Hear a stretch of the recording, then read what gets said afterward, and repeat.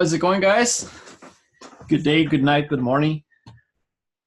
Let's move this stuff away here and go back to the meat and potatoes. I guess yesterday we had some fun with texture painting, and so I spent about probably 45 minutes after the class, and I got to this point here, which is a little bit more advanced than what we had. So I kept all the detail in there, but I started adding those more like custom details, like here in the chin, and I was like those spots, trying like to find some stuff in the references in there. I went a little bit overboard with the blues in here and everything, but it's basically the same map, just with more stuff added to it. I actually went too dark with my blackheads. I'm gonna have to make them a little lighter. I actually found some interesting references. Let's see. Obviously, he's a different person, but if you look at this guy here, it's kind of interesting. Let's see if I can find it. Look at this thing. Look at those veins, man. Those are so cool, right? And then the blackheads, you can see they're kind of like yellowish in there. So I'm probably going to go for something similar to that.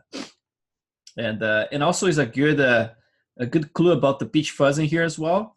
Obviously, that those super high resolution images are the best for this kind of detail. So I can see like there's some ones that are a little bit bigger than the other ones, a little longer, but mostly they're very short and almost like translucent, right? So we're gonna be doing hair tomorrow. So I'm gonna start with the peach fuzz tomorrow probably, and then stubble, and maybe some eyebrows if we have the time. But the thing is, like, I'm gonna start with those first tomorrow, because of you don't need to have any like guidelines to do that. You can just like simply brush, with XGen. And XGen, you're gonna see it's like it's this amazing thing that basically like super interactive. It's an amazing piece of software, but it's incredibly buggy. Like lots of little traps that are gonna try to tell you guys what they are, so we can try to avoid, and then to avoid like as many crashes as possible. But it's going to be mostly an introduction to the XGen tomorrow, and just doing like simple stuff like, the peach fuzz is very simple to achieve this kind of effect. And then also the stubble. But then the stuff that needs guides, for example, the longer hair, and maybe like the eyebrows are going to use some guides as well to help. Then either we're going to start doing something tomorrow, or maybe the day after. So it's going to be next Monday that we're going to be actually doing hair with guides and everything. So for now, let me just close this one, and then let's go back to this guy here.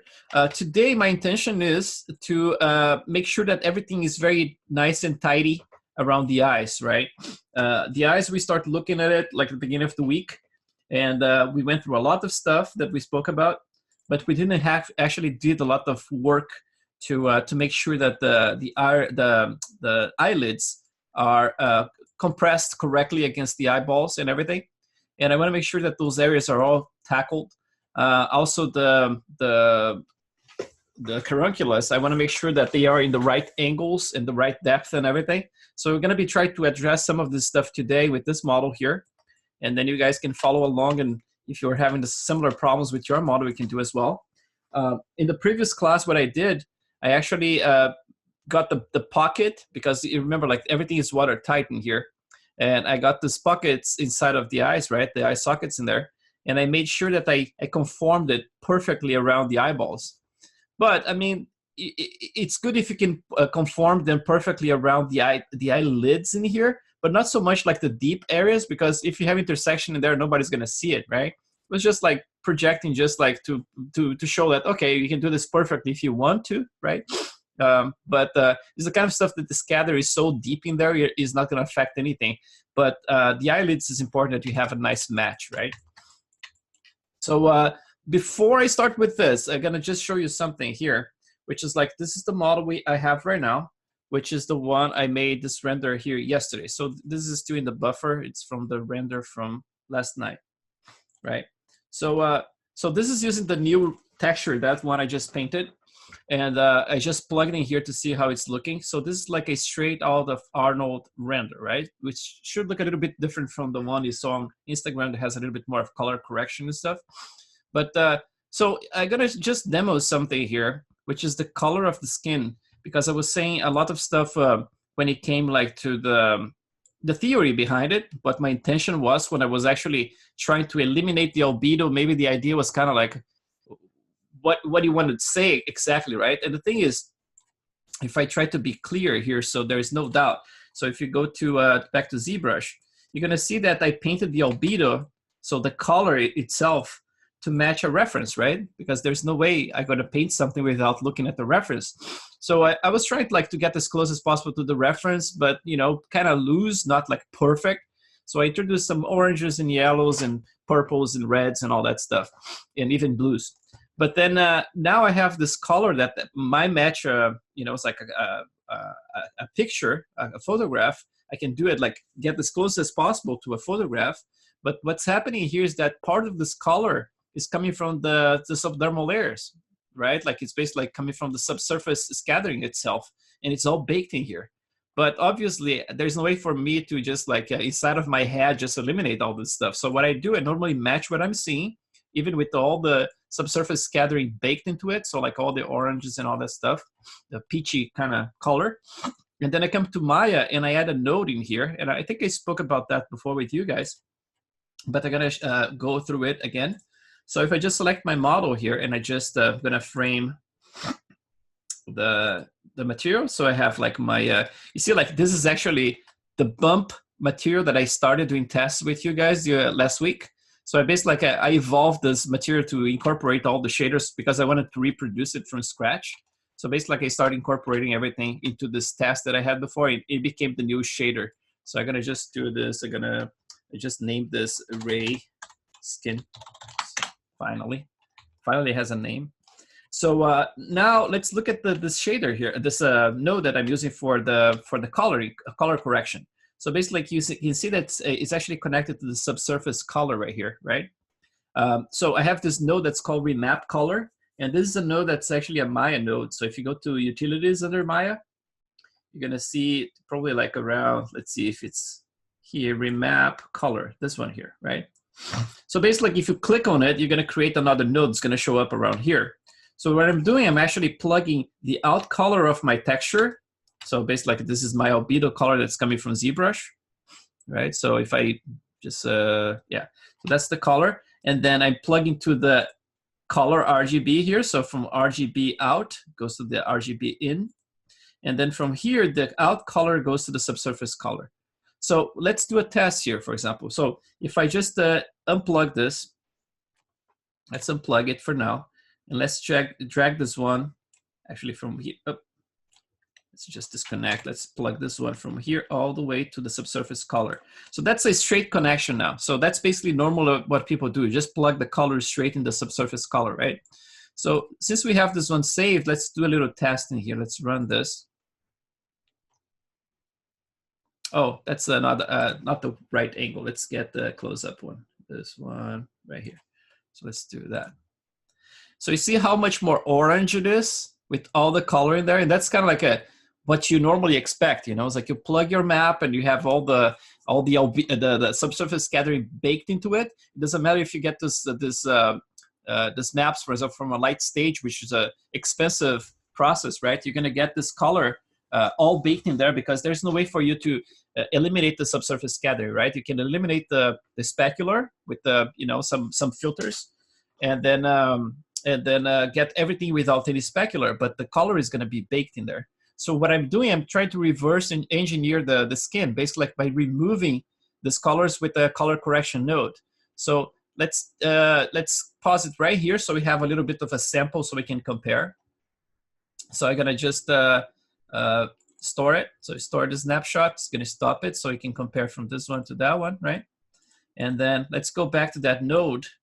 And then let's pretend like, let's just copy the values here. So for 420 and 560. So 420, 560. I hope let's get a pen because I'm old and I'm gonna end up forgetting. So 420. Let's get this. 420 and then 560. This is gonna be variable, of course, depending on how you're painting your color map. But let's pretend now you don't have this node, right? You just have your map plugged in there. So the first thing you're going to do, you're just going to go to your Maya utilities in the under your Hypershade, and you're going to plug that. You're going to grab a remap color. You're just going to put it right there. So you're going to disconnect whatever you have connected. You're just going to click this little dot and then plug in here, right? So it's plugged. And then from here, you're going to go to your out color. You're going to plug to your subsurface color, right? So now they're connected. So if you go inside of it, you're going to see you have those controls. You have like a control for red, green, and blue. So the intention here is to actually desaturate the reds and increase the blues very slightly. The greens basically like are going to keep like in the middle. I'm not going to do much, but there are a couple of little controls for this thing here, which are interesting. For example, the input and output ranges by default is all the way to maximum of 1 for the output, right? But let's say if you want to create something that's more like a pale skin, you can actually decrease the maximum output. So right now it's plugged in there. Let's just see the difference. So there's nothing happening, right? Like it's the same exact color because we're not correcting anything. Let's just bring the input max down. You see it gets lighter and lighter. So it starts to get like lighter and lighter. Basically like the output is not full on. So it's like it's gonna go all the way towards like a pale white right there, right?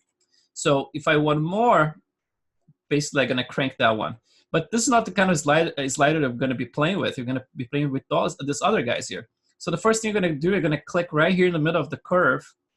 I'm just gonna create a little dot in there. I'm gonna just make sure to keep this one right in the middle. So, you know, just because it's easier for me to see that way.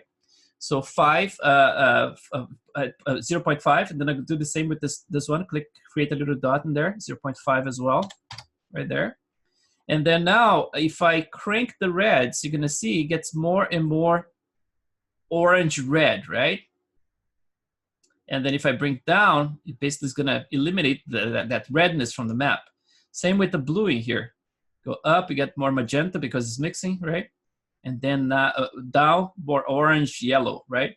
So let's go back here to 0.5 and 0.5. And then I'm gonna just add that little number that we had before, which was, in this case here, 420 and 560, right? So 420, basically like it started at 0.5 by default, right? And then I'm gonna bring down to 0.550.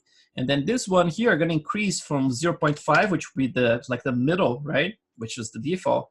I'm gonna go to 560. So that way I get that color that I had before. But obviously, depending on your character, you can crank this more. For example, you're like an even paler color. You can do like, for example, like 600 here. So you're gonna be adding more blue, right? And then it's getting a little magenta here because I still have a good amount of red in there. But it's a matter of like looking at your map and trying to find a sweet spot where you know, it's like you can use some picture as a comparison or something like that. But if I do, for example, like 300 in here, right? Then you get like this very yellowish color, right? And then as you go a little bit higher, you start getting a little bit like past the 10 point, right? And then keep going further and further. So in my case here, I found that between 550 and 560 would be a good compromise for that type of skin. But you know, it's like if I want a little bit more on the orange side, I would keep like more like that, right? And then obviously, from this point on, if you click this little arrow here, you're gonna go to your actual map, which is right here, it's plugged. And then you can control how the exposure is. You see, like I'm turning down just very slightly, 0.030 down. If I keep going down and down, you're gonna get darker and darker skin in there, right? Because it's the exposure of the map itself. So it has the color correction node, but it has the exposure as well. So you have those two controls you can play with. And obviously you can color correct and add offsets by using those sliders as well, right? You can add like an offset. Let's say like if you want to colorize a skin, you can do something like green, right? And then you add more green tone to that. But that's not what we want. I'm not going to be messing with those ones. I'm going to just play with this one and the color correction node that I had. So 0.03 or something like that. That's what I had, I believe. So that's basically what I did for my color. So that's why when you look at this render here and you compare to my albedo, you're going to notice that there's a difference, right? It's because I'm actually reverse engineering that color. So you see, like, this is my render, my albedo. But then when I go back in here, it's like it's a much more natural tone for a super pale guy, right? So that's about it. Just so you're in the same loop with me. But now let's talk a little bit about the eye region, because we still have stuff that's pretty messy here. For example, it's not like the sculpture is not completely done yet. So you see, for example, I have this little pocket here that's part of the same geometry. I'm gonna make it deeper, and I'm gonna make sure that my little caruncula geometry, that's the one that we explored the other day, right? Like it looks like this. It's a double-sided surface because of the scattering, so I wanna make sure that's watertight. And we have that transparency, right, that we explored, that's just like around here, which I make both transparent in terms of transmission and geometry transparency, so it eliminates everything, including the specular and everything. So I'm gonna be adjusting this today, and we're gonna be adjusting the eyelid itself, right? You see, like I have a gap in there. See, that's not gonna render correctly. There's a gap. So we're gonna be fixing that stuff and making sure that everything is tight, because eyes are very important, right? You have to make sure that everything is, it looks correct, and it's actually having the right amount of thickness. You know, it's like everything I do is kind of like by eye, right? Like, so it's by feeling. But I would say, like, if you take a picture of yourself looking up, looking down, you can actually have a nice visual reference for your eyes. I did this the other day, and I could see the thickness of the eyelids, and especially like how this little tissue here connects, right? Like there's a lot of pressure being propagated from the eyeball itself against the eyelids. So obviously you're gonna have a very tight opening here, right? Like right against the eyelid, you're gonna have like a very tight kind of like almost like a membrane in there. So we're gonna be sculpting something to help with that effect as well. In terms of the rotation of the eyes, we didn't speak about the other day. I would just say this. Let's look at just the eyes themselves from the top. So that's what I have right now in terms of rotation, right? I don't even know exactly what's the rotation, because I did kind of like by feeling, right? I normally feel, okay, like what looks correct to me, but the ballpark is always between 2 and 3 degrees. So I would say we can do this now. So let's do this. Let's create a cube in here. And let's just make it a little bigger. And let's do a 2 by 2 for everything, for divisions, so we can actually see it. Scale it down just to compare here and see approximately what's the angle we have, because I don't have that. The model is, I think, is it was frozen in a different position already, so I don't have that value correctly. But this is a ballpark. So from here, if I rotate a little bit, let's see, around here, it gives me like a very similar angle to what I have. That's basically like, let's see, if I scroll up here, that gives me like a minus 2.3 degrees, right? So it's not 2 or 3. So it's kind of like that ballpark I mentioned. So it's like 2.3 degrees. And I'm pretty sure this one is the same, because it was a duplicate of the eyeball just flipped, which, you know, it's like if you want to do something that looks a little bit less obvious, if you're like mirroring something, what you can do, you can actually grab your eyeball, the one that was duplicated, you can actually spin it this way, right? So you can get the iris to look slightly different from one side to another. But to do that, obviously, you have to make sure that the center is right in the middle of the object. You might have to recreate the center. But that's it for the angle I'm using for this specific model. So it's like minus 2.3 and then plus 2.3 the other side, obviously. So since I'm here and I have those two eyeballs, I'm going to make sure, yeah, since those are the ones I'm using for the render, I can actually trust that they are in a fairly okay position. So I'm going to re-export both of them. I'm going to select them with Shift. And then let me just export those ones as OBJs again. And I'm going to be importing them into ZBrush just to make sure I have the latest and greatest. So let's do that. Get to OBJ. And let's do just eyes ref 1. And then let's go back to ZBrush. Oh, it's too much stuff open. Let's go. So right here, let's see. I don't know if I have the same amount of polygons. Maybe not. So I'm just gonna eliminate this one altogether. I don't know, do they have texture? Yeah, I'm gonna keep texture because it's just a reference for me. So I'm gonna just create a new different object. So click the star, just make sure you'll have your object selected. I'm gonna do import, obj, iref, okay, and then go back to that, and I'm just gonna append it. So append, and then iref. So that should be the latest, the last one here. Oops. That guy, so it's selected. Just gonna select, and yeah, this one here has to go. Yeah, good. So now let's go back here. So these are the latest eyeballs I have. So oh, one came flipped. That's because like I said, I duplicated with a mirror in there. So to fix that, let's just do this now. So this is just like reference anyway. So you're just gonna hide this one, actually this one, and then you can just go to your display properties and then flip, and then that's good. So let's duplicate, subdivide a few times just so I have like a nice smooth geometry. And let's go to a color that's a little bit less aggressive, like that. And I'm just gonna bake this color RGB at 100%, color fill object. So now it's baked. So let's go back here, and now let's explore the eyelids themselves. Turn off solo. And to do that, I'm gonna have to isolate some areas here, right? So let's do that. Let's I press R, or it can be like R, W, or E, right? Just to go to this mode here. And then if you click Control around here, if you have like a nice rounded topology going around the eyes, which is normally what we do. So you can press Control and then click and drag until you find a sweet spot where you can grab the entire eyelid. So let's see if I can grab it, let's say from here, something like that. You can actually press Control and then click outside to invert the mask, right?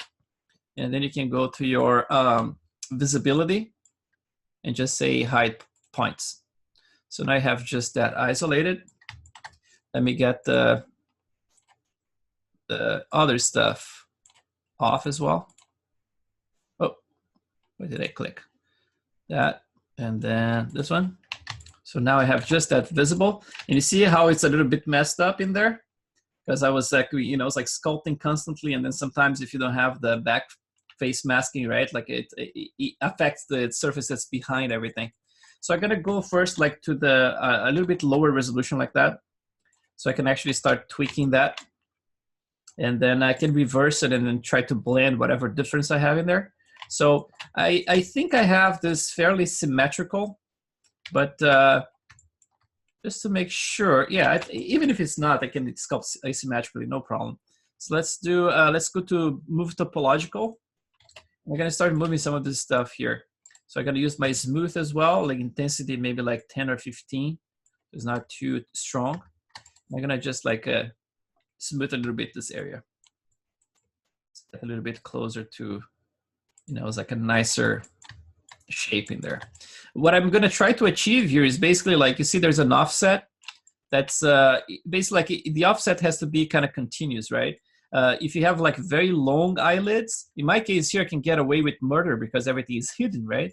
But if you have like an older dude, for example, with very long eyelids that you can see like going all the way up, you're gonna have to try to create like a, almost like an imaginary offset in here, or you can actually duplicate the object and then scale it up, right?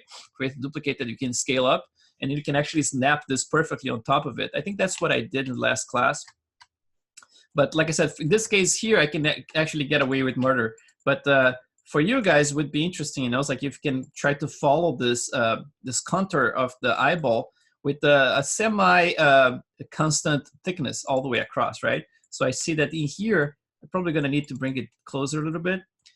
This is the type of stuff that we overlook, but it can actually add some, you know, it's like it looks right when you look at the eyes when you have like a thickness that goes across, you know, it's like the same similar thickness. So just gonna create like, oops, that little offset. And then obviously around this area here is gonna start flaring out, so I'm not gonna be too concerned. So I'm gonna just get this guy here a bit more out like that. And then I'm gonna just add some more thickness to the eyelid right there. And then obviously we have this little bump, right? That if we are having some animation, we need a rigger to solve the problem for us using some kind of wrap deformer, right? Just make sure that when the eyeball moves inside of the eyelid, that everything deforms correctly. But in our case, we are working with this still image, so we're not going to be too worried about it. I'm more concerned about getting those forms, just, yeah, a little bit. Just going to try to get a little nicer here. And again, I'm going to reverse everything and then try to fix the disconnection here with the geometry that's actually hidden. But for now, I'm just going to tweak some of that. Bring down this outer area. And in my case here, all this stuff's going to be covered with that very heavy skin that's on top of everything. So I'm going to have to make sure that this is barely touching that skin. And I'm not going to have too much intersection going on. But just like cleaning it up and make sure that it has a kind of like a constant thickness. And then I have more thickness around here. And then we're going to try to flatten this area as well, because you can see it's going up a little bit much.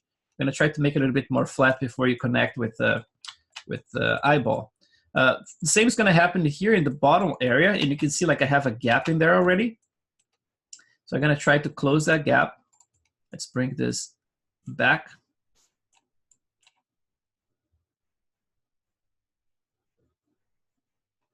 Just make sure I don't have any light leaking, right? Like if you get like light leaking to those things, sometimes you get some weird artifacts with the subsurface scattering.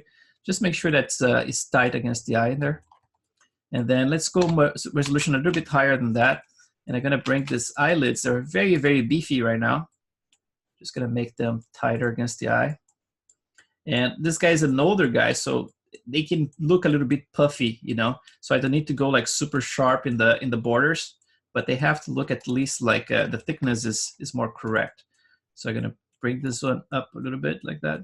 I don't even know what's happening in the other eyeball because I don't think it's completely symmetrical. So it might be a mess right now in the other side. So we're going to look at that one soon. Then around here, it's almost like there's a little membrane that ends in here and then cuts into the carancula. So I'm just going to add a little bit of that negative volume in here. And I'm going to smooth it out. So let's see what we have here. Oh, see, I have intersections in there, right? It's a little bit messy. So I'm going to just clean those intersections. It's kind of might be overkill because it's going to be hidden underneath the other geometry that we're going to add anyway. But I'm going to just make sure it's a little bit nicer. You know, I never, this model here never went to clean up anything. It's kind of like everything is being flushed. So I'm just going to select this area here just with the Alt and then clicking and dragging, right? So you can move stuff towards and away from the normals. So I'm just going to move everything away from the normals. Make sure that's a little bit more round. It has a nicer pocket to receive the other geometry in there.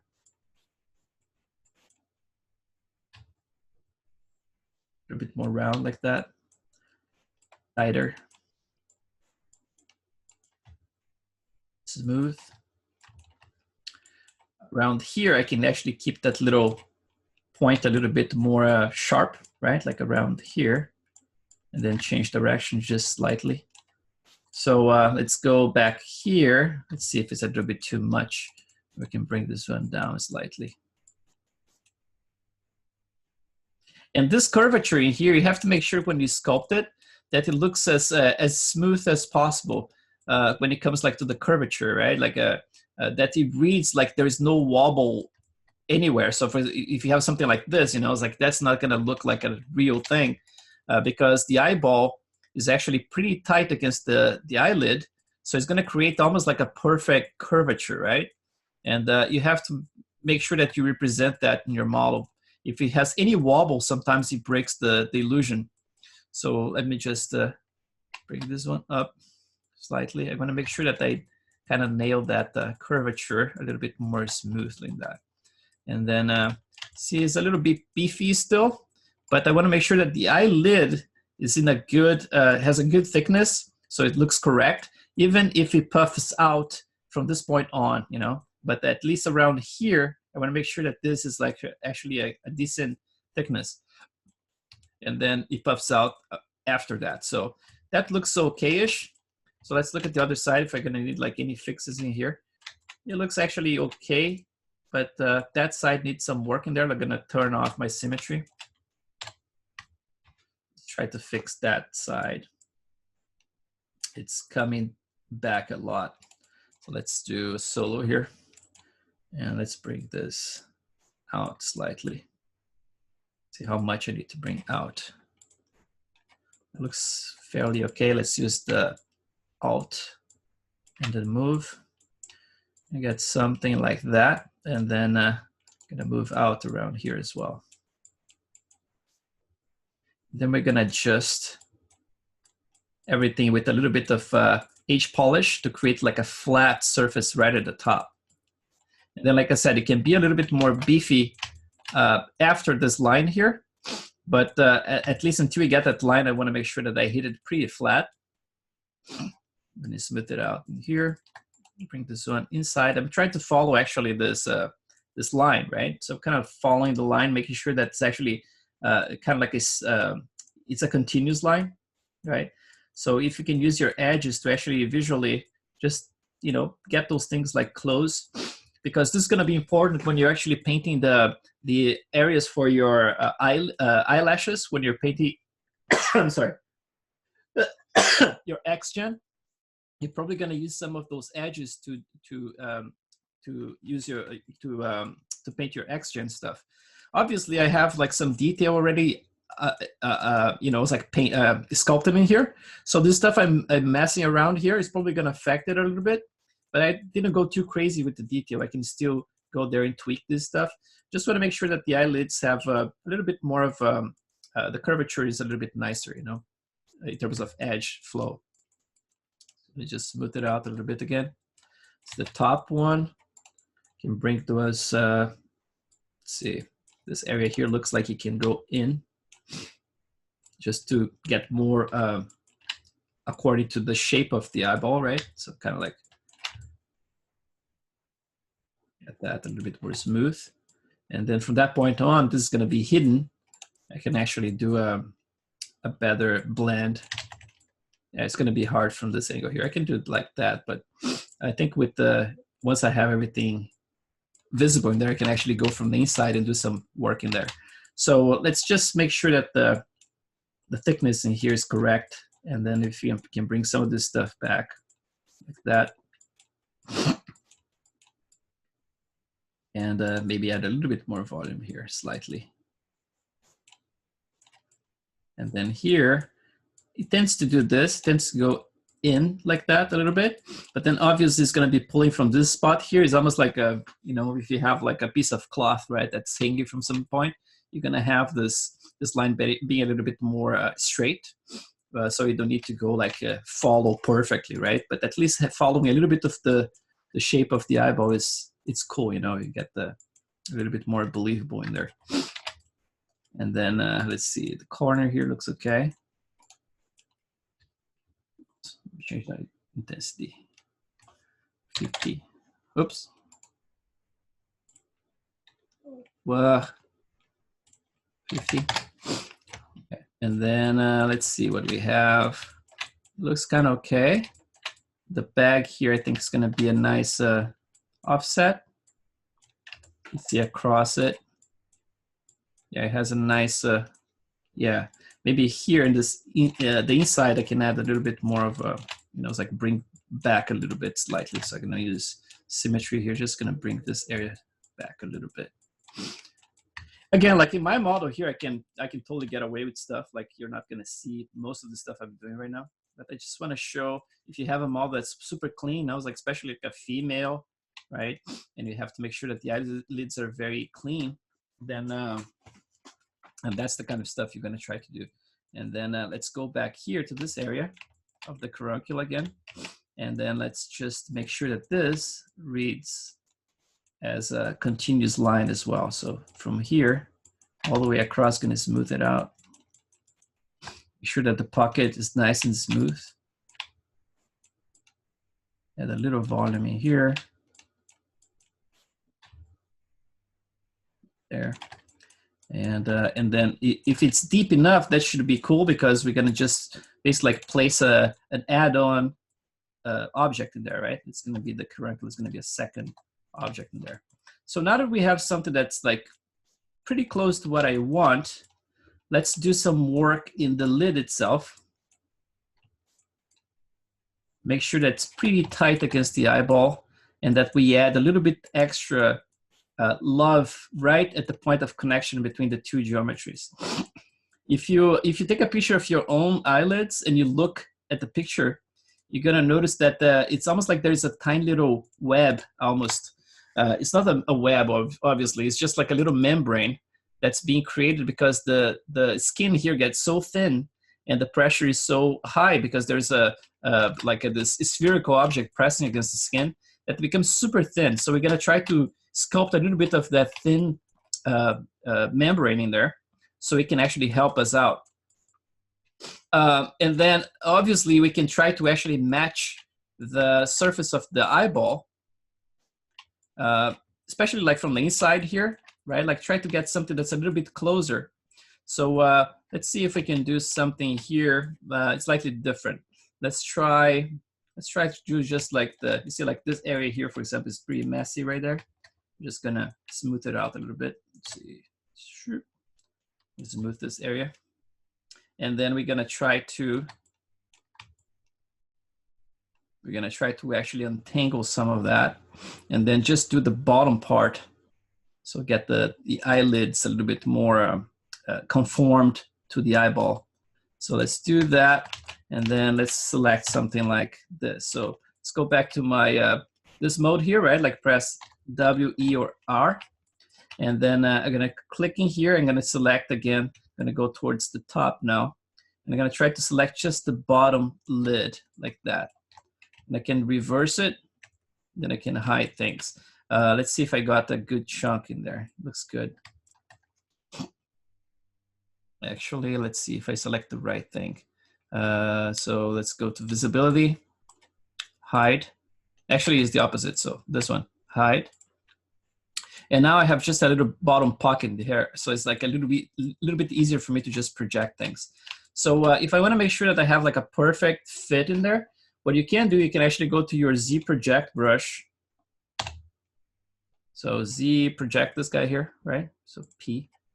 And then I'm gonna turn off my symmetry. I'm gonna do just one by one in here because I want to match that lower lid like a little bit better. So I can just go around here. And if you do it just like with one stroke like that, sometimes it doesn't pop. But if you use Alt, then it starts actually popping out. If you do like that,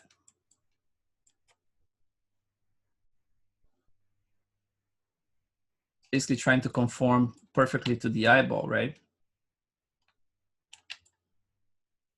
Oh, this one actually, it's a little accident in there.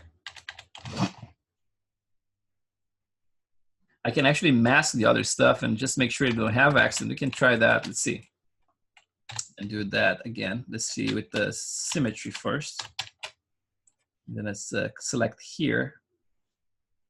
Something like that. And then invert it. So at least that part is blocked. So I might get some problems in there, but at least the rest is blocked. If you don't want to see the mask, you can always press Control H and then it hides the mask for you. And then let's switch back to the Z projecting here. I just want to make sure that I'm matching that area a little bit better. It's like I'm smoothing and then using the Alt, get that to come back a little bit to make it a little cleaner. This is like I said, I mean, like a lot of the stuff, it's kind of overkill. Even if you have an intersection in there, it's not something you're gonna die, right? It's like the subsurface scatter should work fine. But at the same time, if you're working with a model more towards like production or something, you know, or your own production, like let's say you're doing your short movie or something, you wanna make sure you have clean stuff.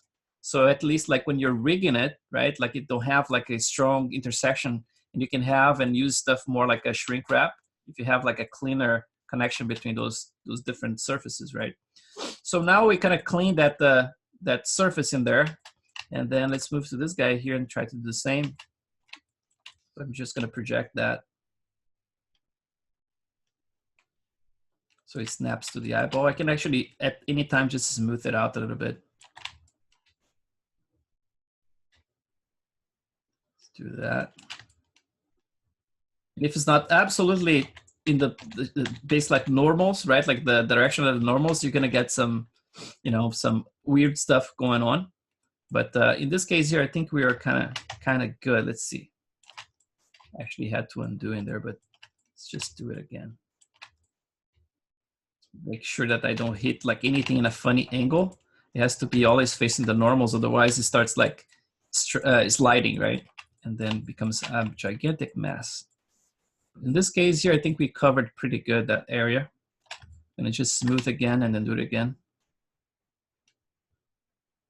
And now I have, you know, it's like probably like a fairly nice, you know, it's like a intersection free in that area. It's gonna hide everything. Actually, let's go back to this guy here and let's just click this one, this one, this one, this one, and that one, and this one. And let's go back to here. So like this intersection here, in a previous class, I was actually, I went through the whole process of cleaning up everything around, but it took me the entire class, the entire lesson, you know. So I'm not gonna do that. Since you guys gonna have access to the other videos pretty soon, then you can, you know, it's like go through that process if you want to. But it's basically, there's nothing else that I'm doing differently. It's just like doing the same projection thing, but all the way across. It's like moving this bag all the way across and then projecting everything to make sure that everything is perfect and rounded, right?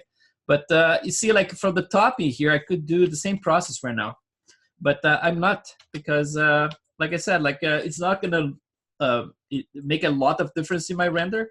It's already looking pretty decent, but I wanna show at least like the bottom how I did it. If you want to do in the top as well and clean it up, you can do that. But now we're gonna just do some sculpting here. So, because we don't wanna waste any time. If it's anything repetitive, we just like skip and keep moving forward. So let's see. So now let's talk about this eyelid here. See, I'm not using any HD geometry at this point. I'm just like going up in resolution and just keeping like before HD, right? So I'm gonna smooth it out a little bit. Let's get this stuff here a little bit more smooth. My carunculus. Making sure that it's deep enough, right? I might actually bring it even deeper if I want to.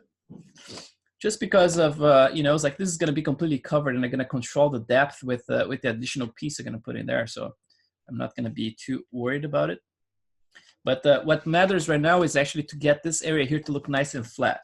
So I'm gonna get the H polish brush, which is the brush I use for example, if I'm blocking something from scratch, like let's say we started this class here with a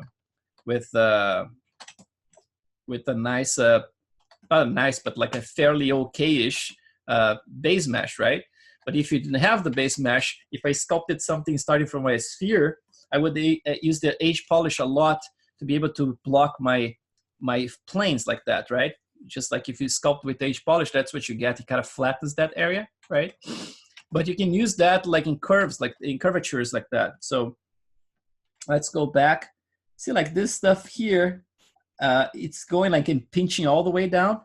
If I want to spend more time, I would like clean it up completely and bring this like really perfect.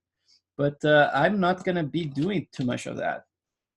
If it's working and if it's in my case here, most of the geometry is in place and is not showing, I'm not going to be worried about it. But an ideal situation would be to bring this any pinching here and create some kind of like a semi perfect curvature ending right here. So basically like you would have a nice curved and not like a pinched. Actually, you're going to bring it up because it's looking a little ugly in there. But ideally it would be like a round ending, right? So this area here would be rounded.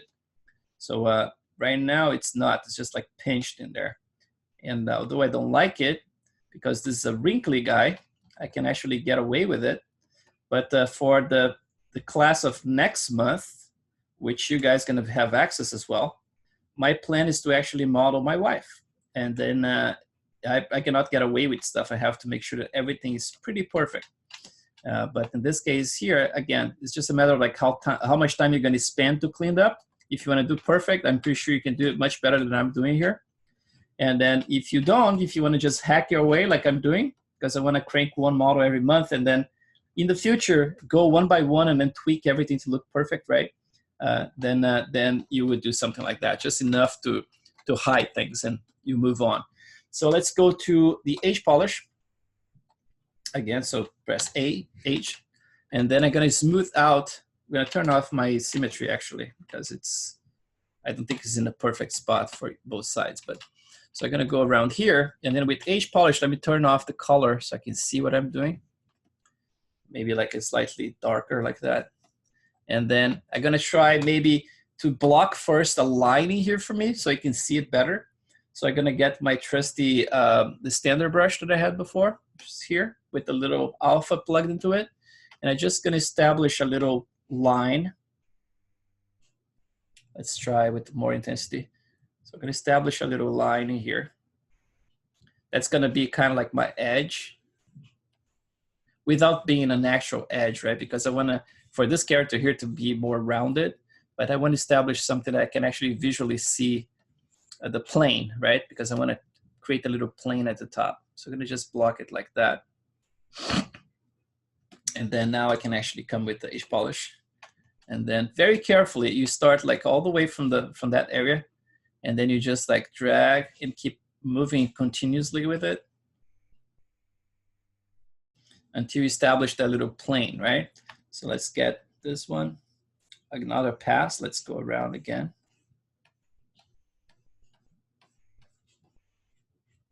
To establish a little, flat surface in there. I can start smoothing out again around there. So now you got that little plane. So it's flat, right? If you look from other angles, you can know it's flat. And then I can actually smooth out again this little line. Gonna do the same on the other side. And then we're gonna do a few things because this is not done. You make sure it's flat, but it's not done. There's a couple of things we're gonna tweak here to make it look nice and tight. So let's just make sure that the curvature again is reading very nice and smooth, which is for the most part. And then let's move to this guy here and do the same stuff. Seems like this internal area here looks pretty beefy, so I'm just gonna bring it in a little bit more. Get a little closer to that. And from the outside, maybe a little bit beefier in the corner here, not by much. Add a little bit more volume. And right here too. So let's establish that little plane in there.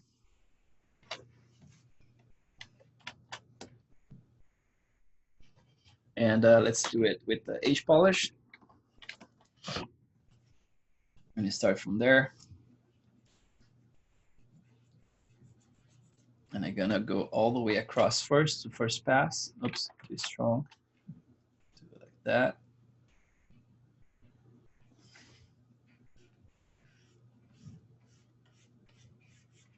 Nice and flat. And if you do something that's too strong and too square with the very sharp edge, it ends up looking pretty mechanical, So I normally, like, after you establish it, I kind of smooth out this little edge in here again, because I want to make sure that when the specular hits it, it's not going to create this glassy kind of feel, right? You want to make sure that the specular is going to read as something softer as well. So we need like a softer edge in there, combined with obviously with the type of roughness you're going to use for your specular, right? But so I'm going to bring this little corner up a little bit and create that little sharper dent in here at the end. I'll bring this one down so I can have a nice smooth pocket. Some intersection happening there too, so I can actually remove it, go back in resolution a few times if you need.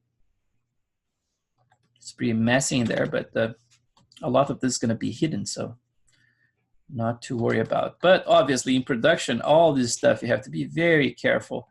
I do a lot of cleanup stuff, it's like when I finish a model, basically like you get the model approved and people are happy with it and everything, and then and then they don't realize that you have a ton of work until you can deliver something decent. And then that involves a good chunk of time just cleaning things up, right? Just going inside of the model and just dealing with all intersections and everything. But in this case here, it's our own model. So since we are our own bosses, we can be more or less tolerating with ourselves. In my case, I'm pretty anal and I'm a terrible boss to myself, but I'm learning how to let things go and just get stuff done, you know? Because I mean, like in art and music, you can be poking the same stuff like forever, right? But if you don't establish like, okay, I have to stop now and move on, otherwise I'm not gonna go anywhere, then you get into those traps that you set to yourself, you know? In terms of, you know, it's like I noticed that some of you guys might be feeling a little overwhelmed, like there's a lot to cover. And sometimes we pressure ourselves, you know, to do something like at the same pace, but you have to understand that I'm doing this stuff, like I have my own workflow that I kind of develop, you know, and so it's easier for me, obviously, than for you guys. So if you practice, of course, you can do exactly the same or much faster than stuff I do. You have like better tools and stuff, you know, like some of you use like Mario or something else to sculpt, to paint textures and everything. And I'm a little bit more old school in that case. And my arsenal of tools is very, very small, right? As you can tell, it's just like Photoshop, Maya, and ZBrush, and I resolve everything with those three. But you know, don't feel overwhelmed. I mean, like there's a lot of I understand there's like peer pressure because we see like other incredible artists in this group, you know, it's like, and we feel like, oh man, he's progressing, I'm not, blah, blah, blah. It's just like go at your own rhythm, you know. And the important thing is to get stuff done, you know, otherwise you're not going to be learning much. Even if you're not planning to do anything now, at least like if you have your plan as rewatching those videos and then seeing those things and then having ideas about how to solve your own problems, that's great. But just don't let those things to be forgotten forever, you know. It's like, okay, I have attended the class and just like don't do any exercise or anything, and there is no way for you to learn anything, right? Like without putting your own personal effort. But do it your own rhythm, you know. It's like, and don't fall for peer pressure, because otherwise you're screwed. It's very easy for artists to have this thing called imposter syndrome, which is basically like, it's actually you know, it's documented, right? Imposter syndrome is this basically like, it's when you have this feeling of you're not worth it, right? So it kind of like you feel like oh man, I work in this industry for like 20 years now, right? And then you still see someone doing some work around you and you think like, man, how did I get here? You know, it's like, I'm not worth it. That guy is so much better than I am. And every single artist has that, you know. It's like, I have that all the time as well. It's like, fuck, man, I'm just like cheating here, you know. It's like, I'm not teaching anything. I'm just like, you know, it's all bullshit, right? And then at the same time, at the back of your head, I look at my own work from time to time, and I was like, no, I'm not that bad, you know. So and I know that a lot of you guys feel the same, you know. It's like, you know, you're talented, you have all those skills and stuff, but you're being exposed to a different type of techniques in here, you know. It's like a lot of stuff I do is very unusual, and then if sometimes people get a little thrown off by it, you know, but just bear with me, you know. It's like, and like I said, you don't need to do one-to-one everything I do. It's just like getting the ideas in place, right? Like kind of like those new ways of doing stuff, or old ways, if you want to call that, just as more tools for your arsenal, you know. But basically, like adapting to your own needs. But don't pressure yourself too much. Like I think we are the worst critics of all out there, right? Like people sometimes they're just looking at our stuff and just appreciating that, and we are the ones being completely hardcore at ourselves, and that just like it's not good. And I'm just like that too. So just putting this out there for you guys. You're not alone. You're not alone in your pain when you're trying to nail like a likeness, and you know you're having a hard time. Imagine, for example, like you don't have anything to prove, because you're like students right now, like just trying to, you know, get some of those techniques in place and everything. But I'm the one here who basically, like, I was always a hermit, trying to, you know, it's like I do my work like alone with the music cranked in my headphones most of the time. And I'm actually experiencing this now. You know, it's like, and I have to talk at the same time I work, and I'm not used to that. And I have to produce good results at the end. And I was like, so the amount of pressure on me is pretty big. So if I can do that, you guys surely can do too. So bear with me, and we are all in the same trip together. So you're like, we're in the bus going downhill. No, not downhill. We're going uphill. And I hope the driver knows what he's doing. So so I have the eyelids in there kind of blocked, right? Like it made flat, like in the bottom, and not so much at the top. So the top, I'm gonna do the same kind of fast in here. I'm not too concerned about you know, removing intersections in there just yet, but you know, based like the process, if I want to remove the intersections, I would do the same. Hide everything but the top eyelid, go from the inside, right? And then try to basically like project some of that form to get like a nice perfect match in there. But in this case here, we're gonna make something that's realistic enough. At the end, hopefully people are gonna be like, not everybody, because you guys in the class, you're the smart ones, but people out there, the normal ones, they're gonna be like, oh my God, is this a picture, right? Is this a photo? And they're gonna be like, no, dude, look at that eyelid. You guys gonna tell them, look at that eyelid. It's obviously it's not real. Look at that. See, it's not perfect. There's no match with the eyeball. Then you guys gonna be the debunkers. Be like, Chris Costa sucks, dude. I'm gonna debunk him. Look at that. Okay, so let's get this one. And a little bit more work on that one.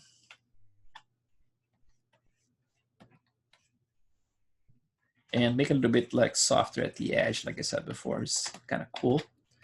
And then see, like I'm not paying too much attention to what's causing it right there. Like there's a little bit of artifact right now. I'm not gonna go inside and smooth it, because my intention now is to actually do a match with an extra layer of detail here, which is gonna be like this. Let's try, maybe at this point here, you can either stay here or go HD, but I think I'm gonna stay here. I think I have enough geometry. You know what, let's go HD. Since you're here. So let's go side, then I'm gonna press A. And yeah, the problem about going HD here is maybe like, you know, it's gonna hide a lot of stuff. If I go to solo, basically, right? If I go solo, it's gonna hide the eyeballs. So I'm gonna just, let's see what's the best way. I think I'm gonna go outside of HD because I don't wanna deal with this. I could potentially like hide stuff here. If I go to the whole face, I can hide. Maybe I can do that. Let's try that. Let's do like a, instead of just the eyes, let's do a full mask like this. This, and then get the carunculus as well. And the eye bags, why not? Not the bags, but the sockets, right? So let's get that area. And then now if I have that and I go HD, at least I can hide stuff again. So inside of HD, I can actually come here now and just like, okay, I don't want to see that. Oops, I did the opposite. So again, so let's hide that. And then let's hide this area. Let's see here.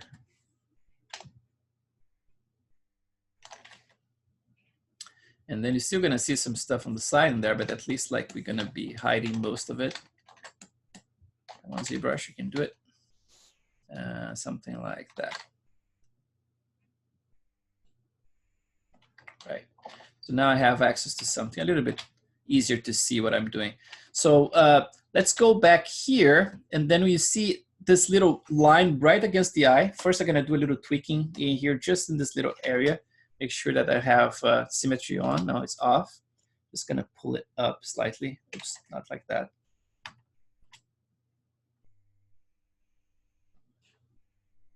To create a little bit of more that sharp little line. And then all of this is gonna be caruncular later, so no worries. So now I'm gonna get this brush, which is the clay buildup, right? And I can even switch back to my square alpha. And I'm gonna do like a little pass really close to the surface in here.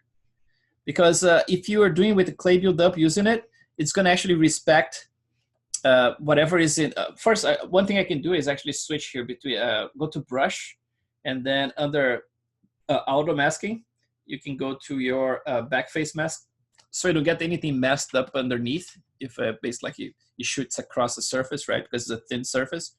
But here, for example, I can just do this, look. So let's go to intensity 3. And then I'm just gonna create a little bit of an elevation right at the edge.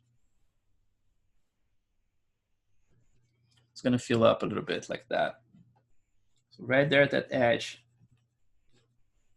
create a tiny little elevation like that, just like the very edge with the clay build up. And it's gonna conform to the surface. It's not gonna pass the surface, right? It's gonna be right against the eyeball. And now I can actually smooth it out. So I'm gonna go to a like bigger intensity here. I'm gonna smooth it out.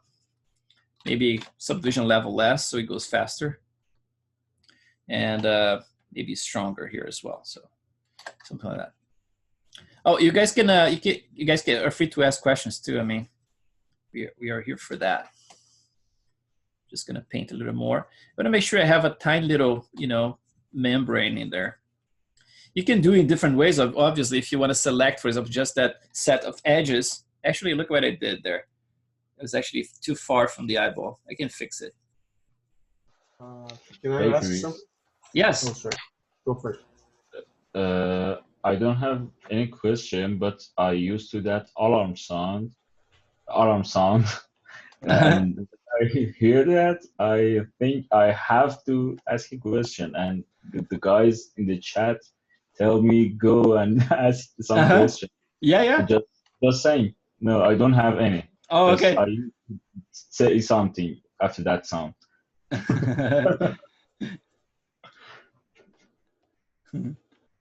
I have a question, Chris. Yeah. When you call a carancula, how to say it? It's the name of the gland that you have. Yes, you right have here. Inside of the tear duct. Yes, exactly. Okay, and this you feel with this is transparent on the shader, right? Yes, basically like until a certain point, probably around here, it's gonna be completely solid. You're not gonna see anything underneath here. But then starting from here on, then it's gonna be transparent. So you probably, this whole pocket in here that you can see in my model, you're not gonna be able to see it. Okay. Yeah. Yeah, and you just use that mask on inside of the shader to start to make transparent, and after that line that you show on the model, right? And this one here, this line I'm actually building right now. If you guys, for example, like if you want to do something really, really tidy, then you can actually just select those, just the edges in here and just pull them up and make sure that you have like a little thinner line.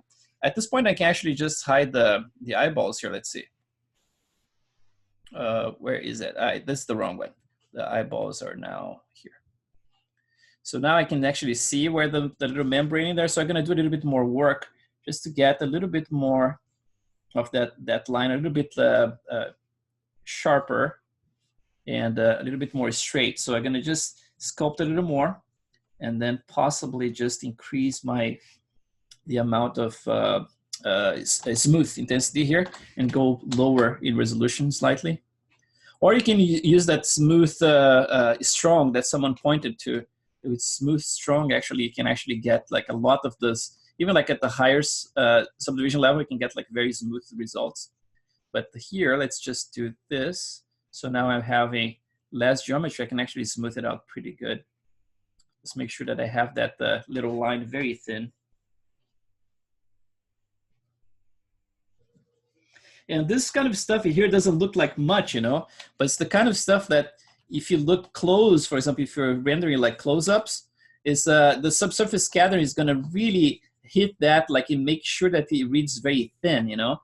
So if you do something, the color, for example, like very pale, like I did yesterday. So remember, like instead of using like some reds in here, I was almost completely gray, right? It was a very desaturated color. If you do that kind of stuff, that it should work very nicely with the model, you know, with the pressure against the eyeball. So right now, let's get to this. So we're gonna just lift that manually now a little bit. Just make sure that I have that little line reading a little bit more like a membrane against the eye. It's very thin. And then from that point on, it's going to be all flat because we just made sure that everything was flat. So it should be very flat. So I'm just adding it, just tucking it in a little bit and around the eyeball. So now we have this type of surface. And then right in the middle here, if you want to reinforce that effect, you can actually do a little bit more carving close to it. So around here, I can actually carve a little deeper, but without destroying too much of that, that flat surface we just established, but just add a little bit more of a curvature right in the middle here. So it actually reads like that membrane is actually against the eyeball. So kind of like done with that siding here. Of course, I can keep tweaking until it looks perfect, but it looks pretty good. So I'm gonna go back in resolution to look at how it looks like in there. Okay, and you see like it's very rough, the detail I have around here. I didn't do much because I knew I would be doing this kind of work. And then from this point on, I can just go and add more detail around those areas. Same here, you know, it's like those lines are very straight. I don't have any pores in there. So this is all work I'm probably gonna be doing over the weekend because I really wanna get this model further. And I think I'm kind of like falling behind a little bit. At this side now. So same thing, gonna be really against the eyeball here, painting a little bit more of an elevation. Obviously, if you want to do this in model, you know, for example, like bring to Maya and find the correct edges and then just like really nail it. For example, you can even do like the project attributes, you know, it's like just for, not for the entire thing, but you can actually find a way to just match those edges. You can do that in any software, you know. It's just important to have those, this area a little bit more elevated, a little bit thinner. So if you do that, I don't care what software you're using, as long as you get a little bit of that thin surface.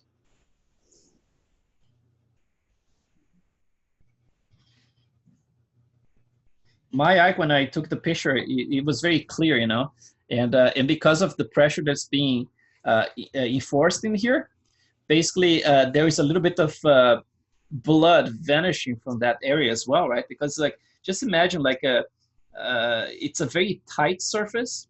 So basically like the blood is around this area, but right at the edge, this area being more elevated in here, it should be almost like whitish.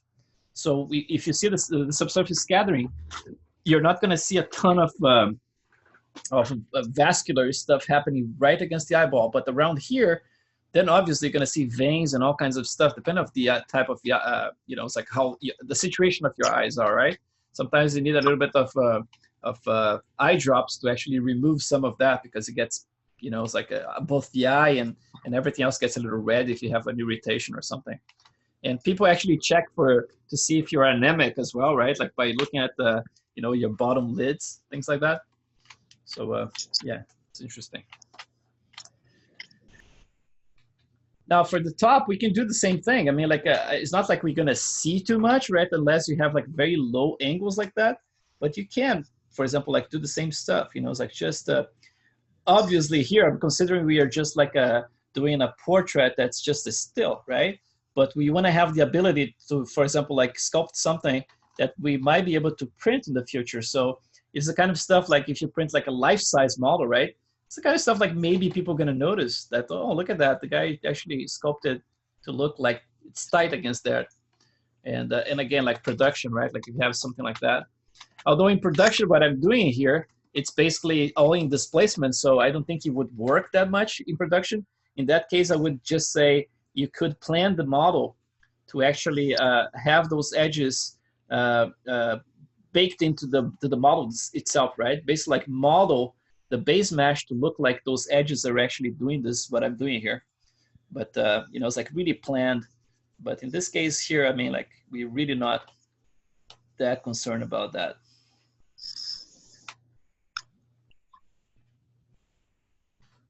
Just have the impression someone is going to talk, but so let's see, just mute everybody. And then feel free to unmute yourselves when you want to talk. So from this point on here, let's just do this. Let's pretend this is all good and I'm very happy with it, right? Which is never the case. I keep going back and forth. you're gonna notice like that my workflow is, you probably noticed already, I never go and I go full on and I finish anything first, right? I don't go and I finish an eye area and I move to the nose and finish the nose. I do a little bit tweaking in the eyes to look better. So basically like this is a new iteration, and I move to the nose and I do some tweaking in the nose. And then from the nose, I'm gonna move to the mouth, and then I'm gonna notice something in the volume of the cheeks, and I'm gonna tweak something there. So basically like I go in circles constantly in my models. So we're gonna see like in every single iteration, it's not like, okay, I'm gonna post something like, oh, there is a improvement just in the eyes. You're probably gonna mention something like, oh, there are improvements in a lot of different areas, or, you know, specifically here, but blah, blah, blah. Yeah, so let's just try to remove that intersection that I have right now, which is like, let's go back to subdivision levels here, a couple of them, maybe around here. I'm gonna do that same thing, like select an area that goes around with symmetry, sorry. Goes around here, so I can actually make sure that the eyelids are locked in there. I'm gonna invert it, and then I'm gonna just move it away from it. So around here, let's just get this area a little bit less intersection.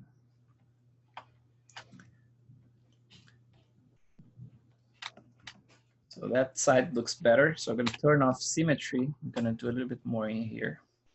And make sure that I bring down again this area here, the top of it, because if I bring it out, I want to make sure that the thickness remains semi-thin, right?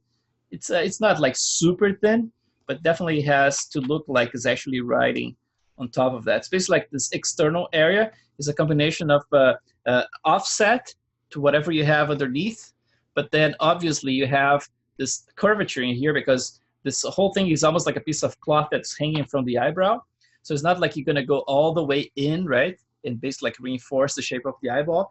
This is like, there's a lot going on here. It's a combination of the surface underneath, but then there's all this pull that's happening from the eyeballs, from the eyebrows. So here I can add a little bit more volume just, you know, to represent that. And then it should look okay from here. The corners look okay. In a neutral pose, you probably would not have too much of this form right here, this one here. But since he's squinting and smiling, right? Like, so you get a lot of that. But for example, like a neutral pose, you would have more of this, you know, kind of like that would be kind of revealed in there around here, right? You would see something more like that.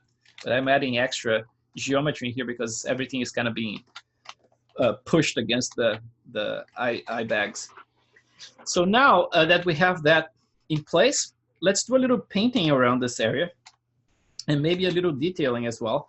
My intention is to actually export a new set of maps, for example, like the color map and the displacement map in the new model. So we can actually, you know, like re-import this stuff and just like replace the model we have in Maya. I don't know if I went through the process yet, but it's important to do this because tomorrow when you're doing the hairy stuff, if you're doing the same way that I do, which is like using the same model for everything to groom everything in the same exact model, then you want to make sure you do that way. But if you want to create like a different model or create like a different set of UVs, so you can actually use for different stuff with XGen. The problem with XGen is, for example, like we're using like multiple UDIMs in here, right? But XGen doesn't support those multiple UDIMs when you're painting maps in it. So for example, if you want to paint like a density map, it's going to be just like you have to have a single UV in order to do that. So some people, they just duplicate the model and then they delete, for example, create a morph target if you want, and then delete certain faces and just keep the visible the faces you want. And then that morph target should still work, you know, it's like, so you can actually, you know, it's like keep working on that bottle and then just adapting it. Or if you don't change the UVs, you can always use the transfer attributes and just like shrink wrap back to the model and based on the UVs, and it should work fine as well. But I don't use that, you know, it's like I think I should start using because I'm gonna start wanting to have more control for my maps, density maps and stuff like that. But we're gonna be dealing with this tomorrow, so let's do some painting here, which is the important part. Let's go here, and I'm gonna select this area. And I'm just gonna go and do a little painting right there at the eyelids, because I want to make sure that we are getting that little effect that I was mentioning before. So it's very desaturated right now, as you can tell, right? Like it's kind of like a pale pink, like almost gray. But I want to make sure that I hit the color right against the eyeball, very, very light. So let's do this. I got my standard in there. I'm gonna switch to RGB. I'm gonna get like, let's go like white with a tiny little bit of yellow orange, like almost like completely white. And I'm gonna go right here at the edge. Let's see, am I at the right spot? Yeah. I'm gonna turn off my my stroke lazy mouse. And I'm just gonna start painting that. Without the lazy mouse, it might look a little funky. Let me turn it on again, because it's gonna start getting all those steps. So let's just do more intensity, a little bit, maybe bigger. Maybe my alpha here can be a little bit less sharp as well, because otherwise I'm not gonna be able to do anything. Yeah, so now I can actually see what I'm doing. So it looks very, very white. Hello.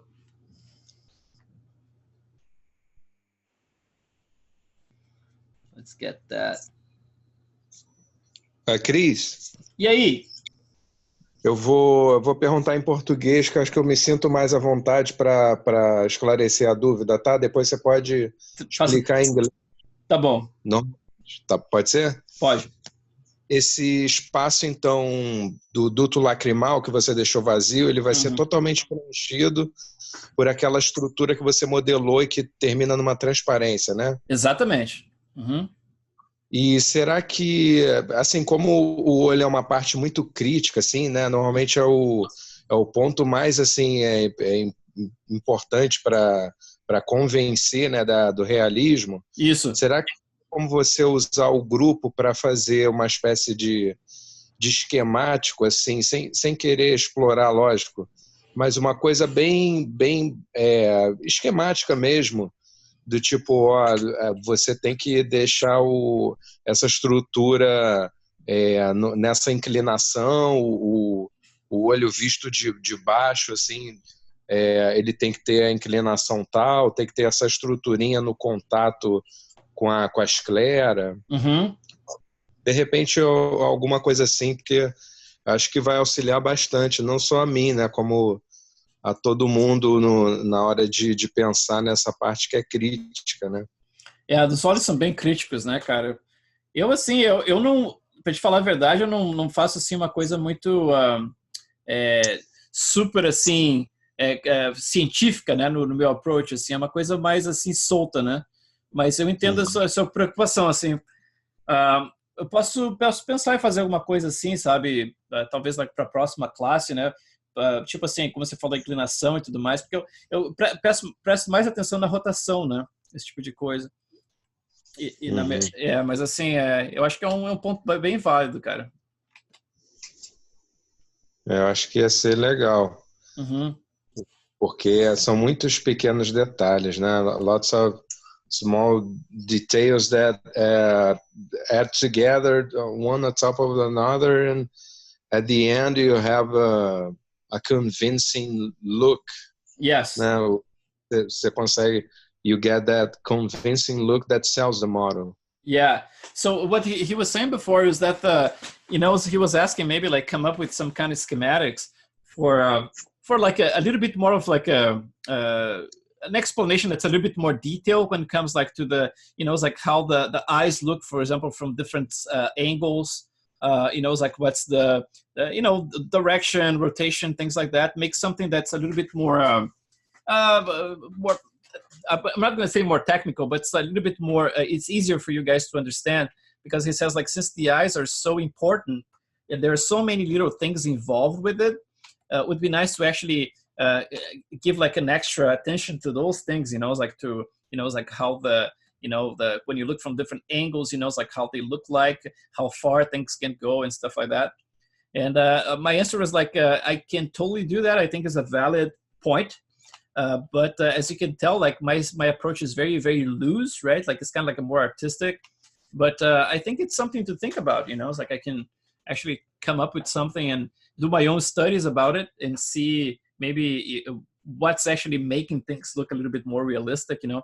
But at the end of the day, like he said, it's a combination of efforts. There's so many different things we are dealing with in here that if you do each one of them, I would say like if you do each one of those steps I'm doing here well, but not like excellent, just well, you know, the combination of all of them gonna really bring everything to town. But it's not like you know, it's like I'm doing everything and pushing everything to the limits. I think there's so much room to improve everything. You can see like this whole area gonna be rebuilt, right? Like I have so much room for more detail and stuff in there. But yeah, it's a valid point for sure. What I'm gonna be doing here is just adding a little bit of veins now. I'm gonna get some of that stuff, for example, because it's the kind of stuff that people have fun looking at, you know. So why not? Since we are here, you can just add some veins, and then hope that they're gonna blend nicely with the, you know, once I have the caruncula in here. He was actually asking about the caruncula as well. You know, it's like how everything blends, kind of like have a little bit more of an schematics kind of you know, approach. So let's get those more like in the angle here. And then you see like just those tiny little guys in there. So when you render a close-up, people are gonna be like, oh man, he modeled even the tiny little veins. I was like, yeah, but I model in a specific point just to, you know, to convince people that he has more stuff than he actually has in there, right? But he's actually, you know, it's like being very strategic about like the places where I'm adding my detail.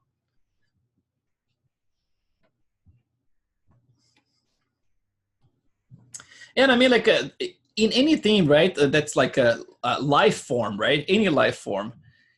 If you start observing things, you can spend like a lifetime, and you're not going to be able to see everything about you know, the structure of the skin or how the eyes are formed, and you know, it's like trying to capture every single detail of a life form, which is like is a perfect organism, right? Like I don't know if, about like the evolution situation, you know, it's like, but how many years it took for this this organism to develop like to this perfect state, right? Like you get like a little baby, you know, it's like if you're not counting like some kind of like disease or some you know, genetic mutation or something like that, a fairly normal, let's say, you know, human being, it's born like a perfect machine, right? Like it's a perfect machine. Like everything, it has a function, it works perfectly.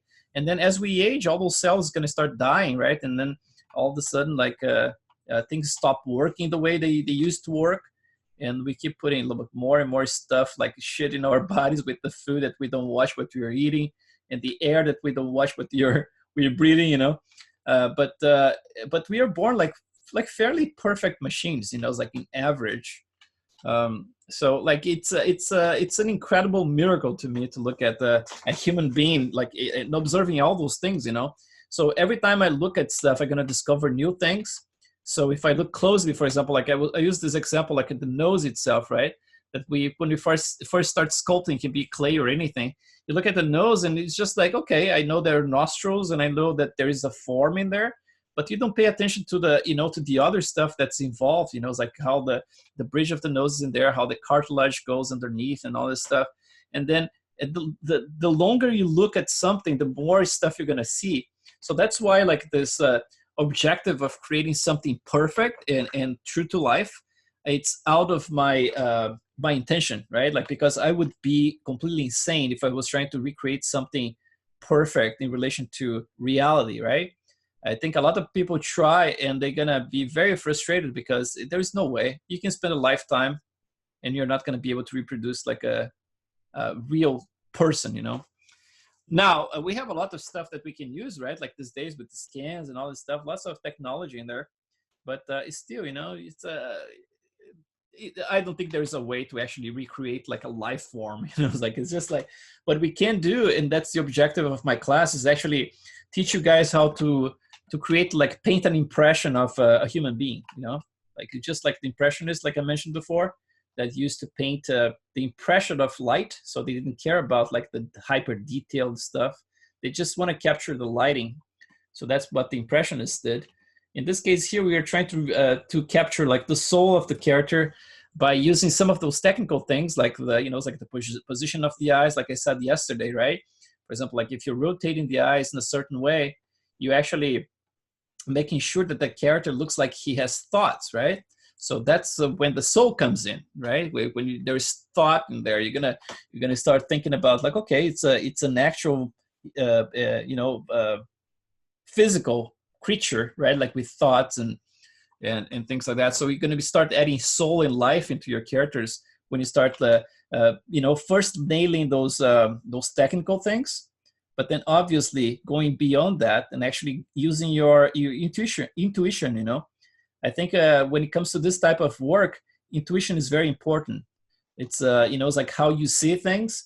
And I always tell people, it's like I'd rather see a model that's a cartoon model that looks completely alive and believable, right? Like in its intention, for example, like for that specific world, right? So it's a cartoon, but I can see that cartoon, it's a perfect fit for that type of world, and I can see that the cartoon has thoughts and everything. I would take that cartoon any time of the day. It's like over a super realistic, super detailed model that looks lifeless, right? Now, if you can combine both, and you can create something that looks realistic, it has a skin that looks like it's something that's flash, right? And eyes that look realistic enough for you to believe that the character has thoughts, right? Then to me, this is the biggest achievement. It's to actually create something out of thin air that can convince people that there's life in there. You want to know what's the coolest thing that happened to me recently was that portrait of Stan Winston that I did last class. So I posted it, and I was contacted by the owners of the Stan Winston School of Visual Effects, right? And basically, like the owners are his son and his son-in-law. And then his son-in-law was really impressed. It's like they invited me to be like they're gonna write. They asked me to write the article actually about a little bit of my life and stuff for their blog. So they're gonna be publishing there. But that's not the best part. The best part is that he told me like the day that he saw the model online, that everybody who came to his house, he was showing to the people in there, and they got emotional, about that stuff, because I mean, like to me, is a model, it's someone who I never met in person, and it's just an idealized version of that person. But to them, it's someone who was dear to their heart, and it was like grandpa, and it was a father, And then you get like this response that was so sweet, it's like saying like, man, it's like it really touched us, And then he mentioned like from this certain angle here, like he looks a lot like the person I remember, So that to me like is the best prize, It's like I don't need anything else. If someone says like, oh, your model look alive, it's like, oh, your model looks like he has soul or something like that. To me, it's always the biggest compliment, I can care less if people think like, oh, look at how many detail we put in there, To me, that's the detail is just part of the trip, It's like it's part of the, it's the illusionism, right? Like it's the illusion part. You kind of create this little spectacle so people are distracted with the details and all this stuff. So it's impressive when you see hyper detail stuff, right? But there's so many hyper detail models out there. You go to Artstation right now, it's like with super realistic models that has no soul, It's like you look at the character, it's like, oh, it is a cool achievement. But does it touch me as a human being? It's like, can I feel the soul? Can I feel that this character has thoughts or something like that? And if the answer is no, maybe the work is not complete yet, Because as artists, our job is to actually, in my opinion, is to communicate all of the thoughts that we have inside of us. And, it's like put that stuff outside for the world to see. And then if you get a reaction, basically like from another human being who got touched by your work in any way, it's a great way to communicate with other humans, right? A lot of us, we are, like I said, like we are hermits. I work like a lot alone and with my headphones, and you never know how people are going to react. It's like it's very easy to be a critic in these days, right? You go to Rotten Tomatoes and you see those guys shitting on every type of movie that is, even the cool ones, right? And then praising some crappy ones, sometimes because they're getting paid, and there's a lot of bullshit about that. But I mean, like, it's very easy to simply like criticize something that someone put so much time and effort to make, For example, like I never know what the result's going to be. I start a model like this, and I know that like the ballpark, but then I keep working on it, and I keep working on it, and you hope for the best, But I know that someone out there is going to say like, oh yeah, this looks, totally fake, or this one looks dead or something, Fortunately, this series of models, nobody's ever said that they look dead. I think that's a good achievement already. It's like if he looks alive, even if he doesn't look completely realistic, if he looks stylized, I cannot care less, but he has to look alive, I think that's a good way to go.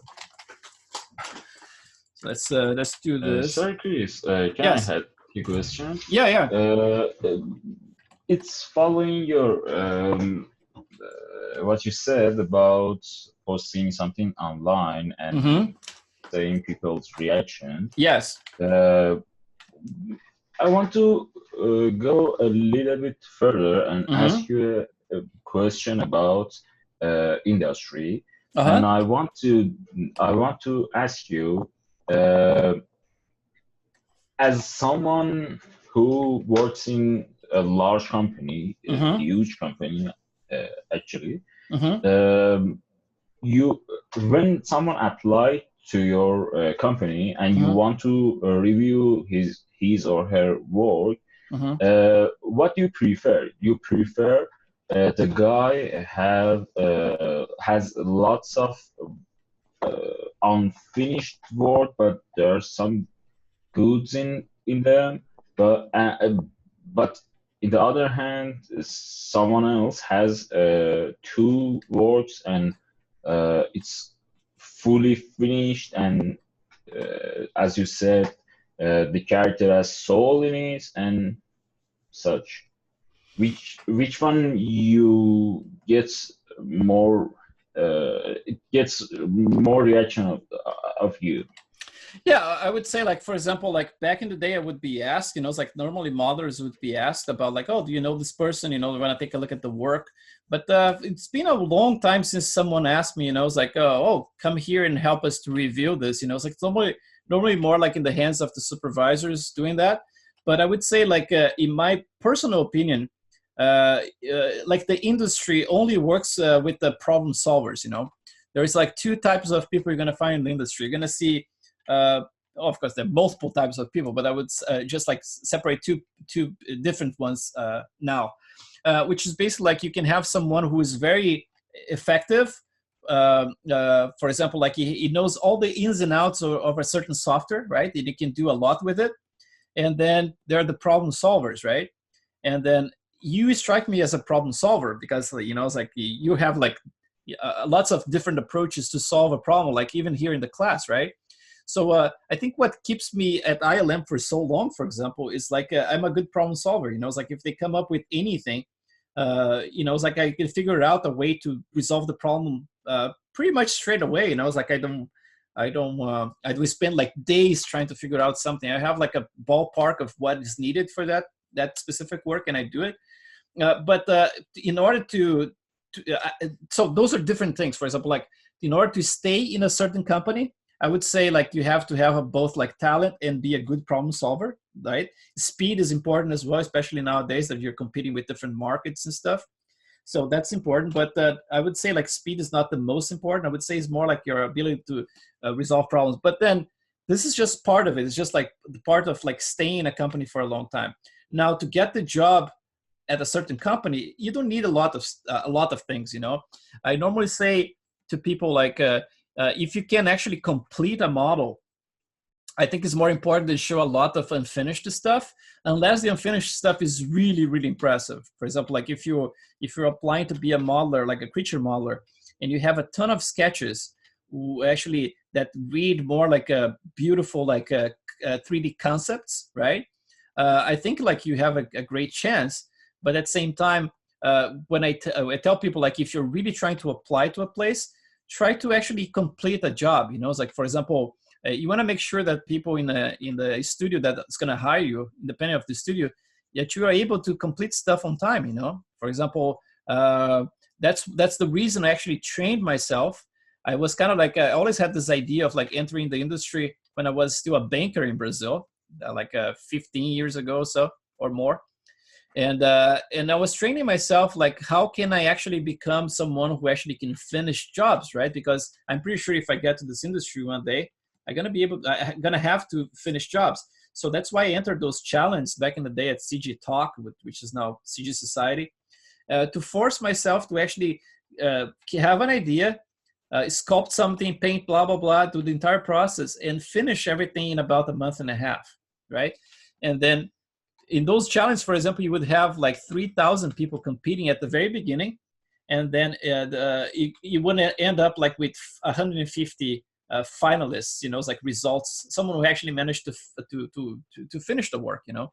So I would say, like, if you can prove that you actually someone who's going to finish your job, I think it's an important one, you know, unless you have like tons of amazing sketches, and that's going to be kind of like you have to show consistency as well, right?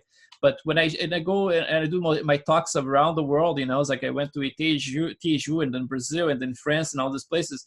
I normally talk about, like, if you're a student, instead of like being all over the place and buying too much into this whole thing about like lunch crunch and, you know, it's like you're going to look so special by doing something fast, you know, it's like, don't buy into that.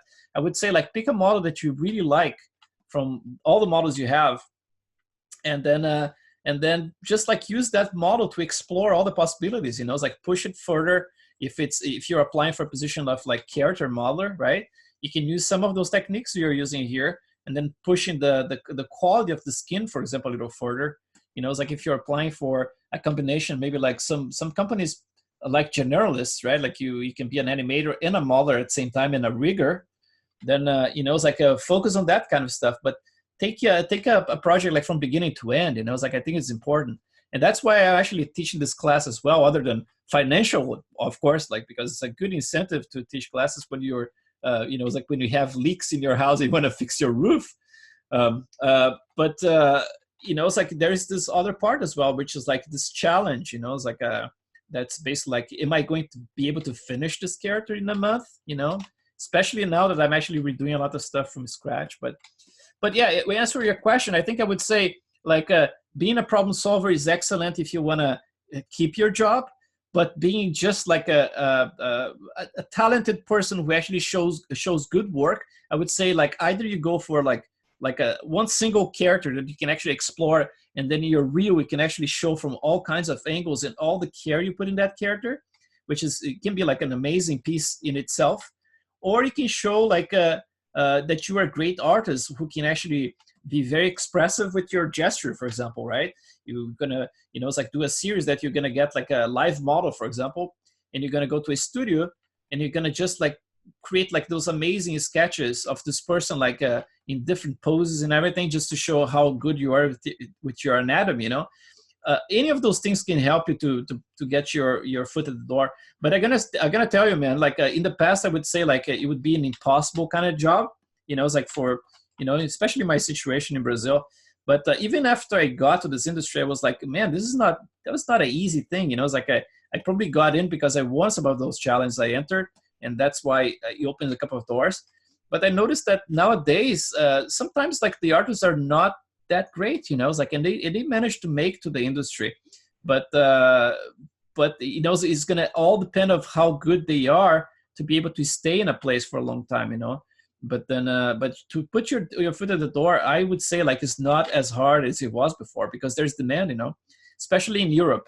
I'm not gonna say in the United States because the market here is pretty bad, but Europe and Canada, you know, it's like there is still like plenty of opportunities for this industry for sure. Yeah, but it's a bit hard for me because it's to get a visa for another country. Yes. It's hard for people in Iran, but and I have to be a step better than the other one who applied for the same job. Yep. Can be able to get the visa, and I'm honestly right now this fall. Let me say something, man, just to complement your thought. I met a lot of guys from Tehran in electronic arts the last 2 years. Akbar was one of the guys. Yeah, I Mahmoud know was that. another guy from the Middle East that have the opportunity here in Canada. I think if you apply, man, you have a talent enough to find some jobs, man. Because when I Yeah. look for your stuff, looks pretty nice, man. You're super talented. Yeah, exactly. The Just thing keep is like, going. you have to be kind of like I would say like if you were in a quest to get a job like that, you have to put your face, like expose yourself, like it's like constantly. Back in the day with me, it was those challenges, so I was kind of like always like at CG Talk, and I got a couple of front pages, and every time I got a front page, I would get like all those job offers, it's like people would come after me. And then I got a visa as well. I got into a visa for many years. I had like a O1 visa, and which is like exactly like you said. I mean, like you're competing with people, you have to prove that you're better than the people in that country, which is a little bit of an exaggeration, because that's basically what they write in your application, because they have to convince the government that's it's like you're coming to that country, that you're basically like the talent you have cannot be found in that country. It's an exaggeration, but that's the argument they use. But like it's like you're very talented, for example. I think you would be able to do that. But I would say like don't be timid about like posting more and more work. It's like you have that model that's pretty incredible, and but I mean, like you can produce more stuff. It's like with that objective. And after you get the job, then you just relax and then stop doing some work if you want to. But at this point, doing the quest, I would guess like it's like just go to town, like post a lot of stuff, do more character work, and the opportunities just show up. Especially if you post stuff in Artstation. Artstation these days, like you get a lot of private messages from people from all types, if you just get the front page in there. So I would say like Artstation would be a great spot. And if you're talented enough, I'm pretty sure people are not going to care too much about paying, I don't know, like $3 or $4 grand for a visa for you, or maybe a little bit more than that, and bring you over, because the amount of money they can make on top of your work is pretty insane sometimes, It's like we cannot deceive ourselves that basically like we're just being hired because of the beauty of our eyes, right? Like people, they want to get basically like they're paying all this stuff and paying your salary because they want some return. So basically like your measure is basically how much return you can give to a studio, right? Financially. So they're gonna measure that and see like, okay, with a guy like that, with this type of talent, right? For example, we are working this AAA game right now.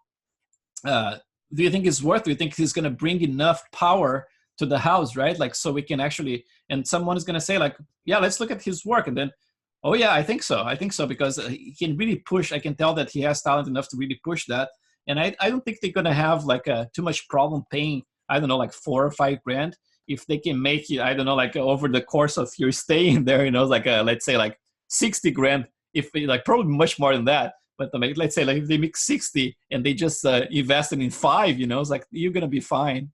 So it's just like at the end of the day, it's just numbers, man. Like we are the artists, but those guys in the studios, they're just cranking numbers basically. Yeah, I don't know what's wrong with it, because it's about this fall. It's the 10th years that I'm working in the game industry. Yeah.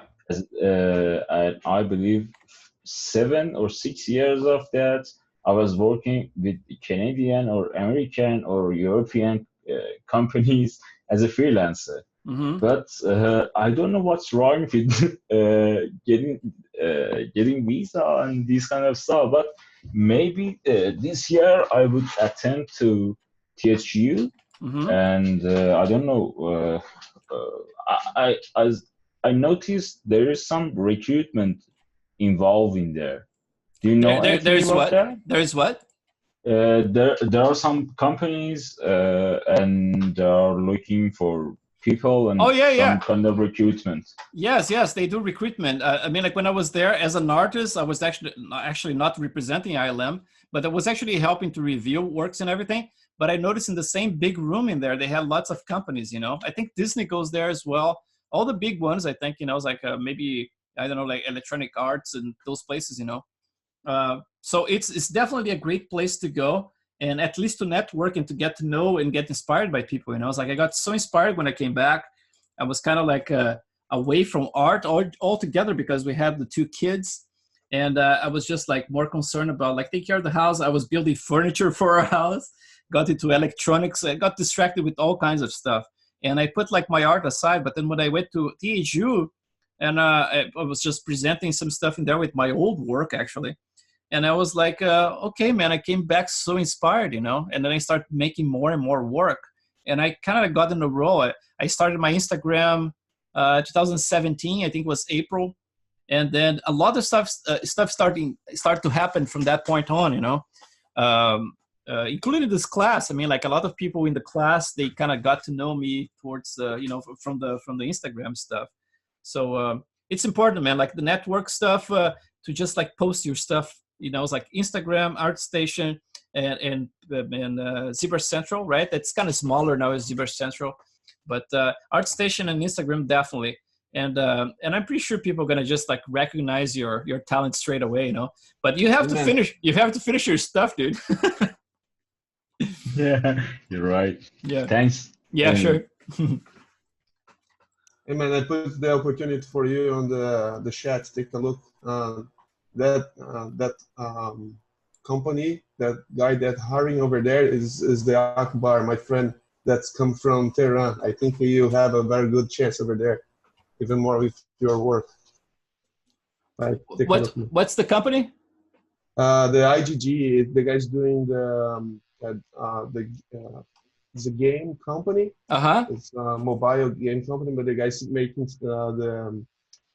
how to say, the cinematics with the same workflow for films, with the multiple tiles, UDIMs, and high resolution assets. And I think it's gonna fit very well. I have 2 friends working there, Manfred and Akbar, and he can talk with the guys because it's.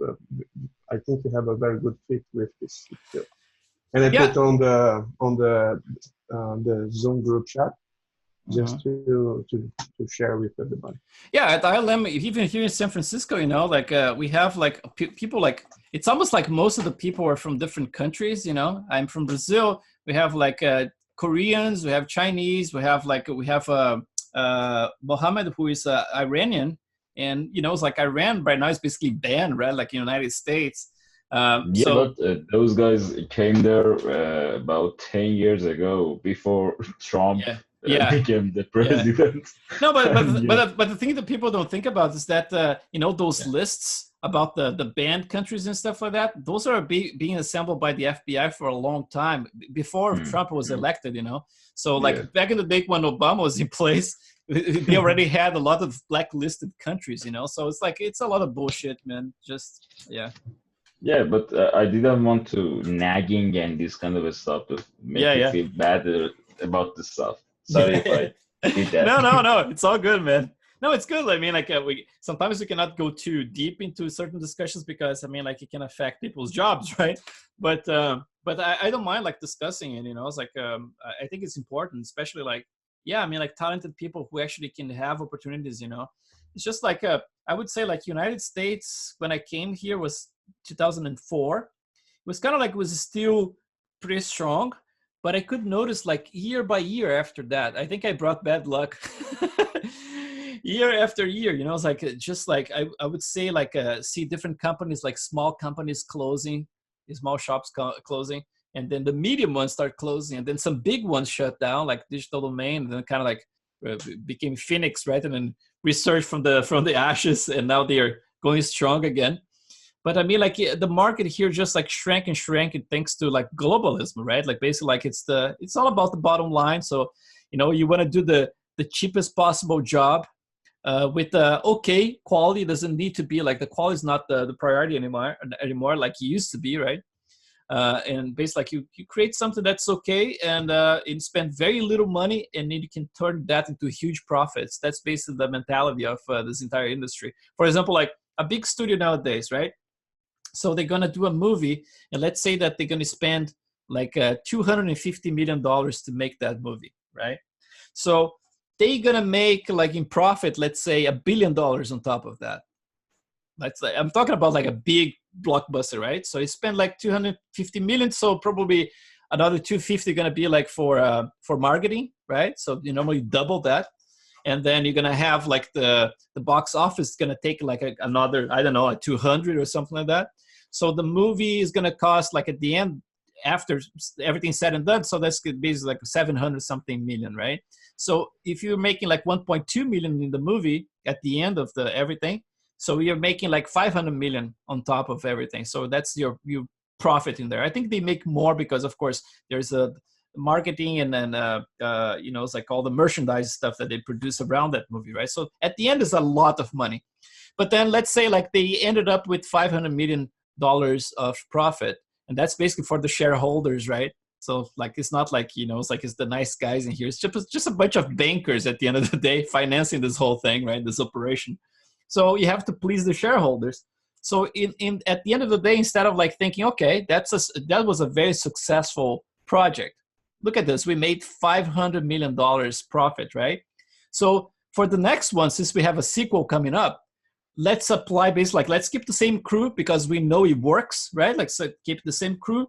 And then let's, it's like maybe crank a little number here or there, but like try to make more profit. But let's count on these people who actually made it happen, right?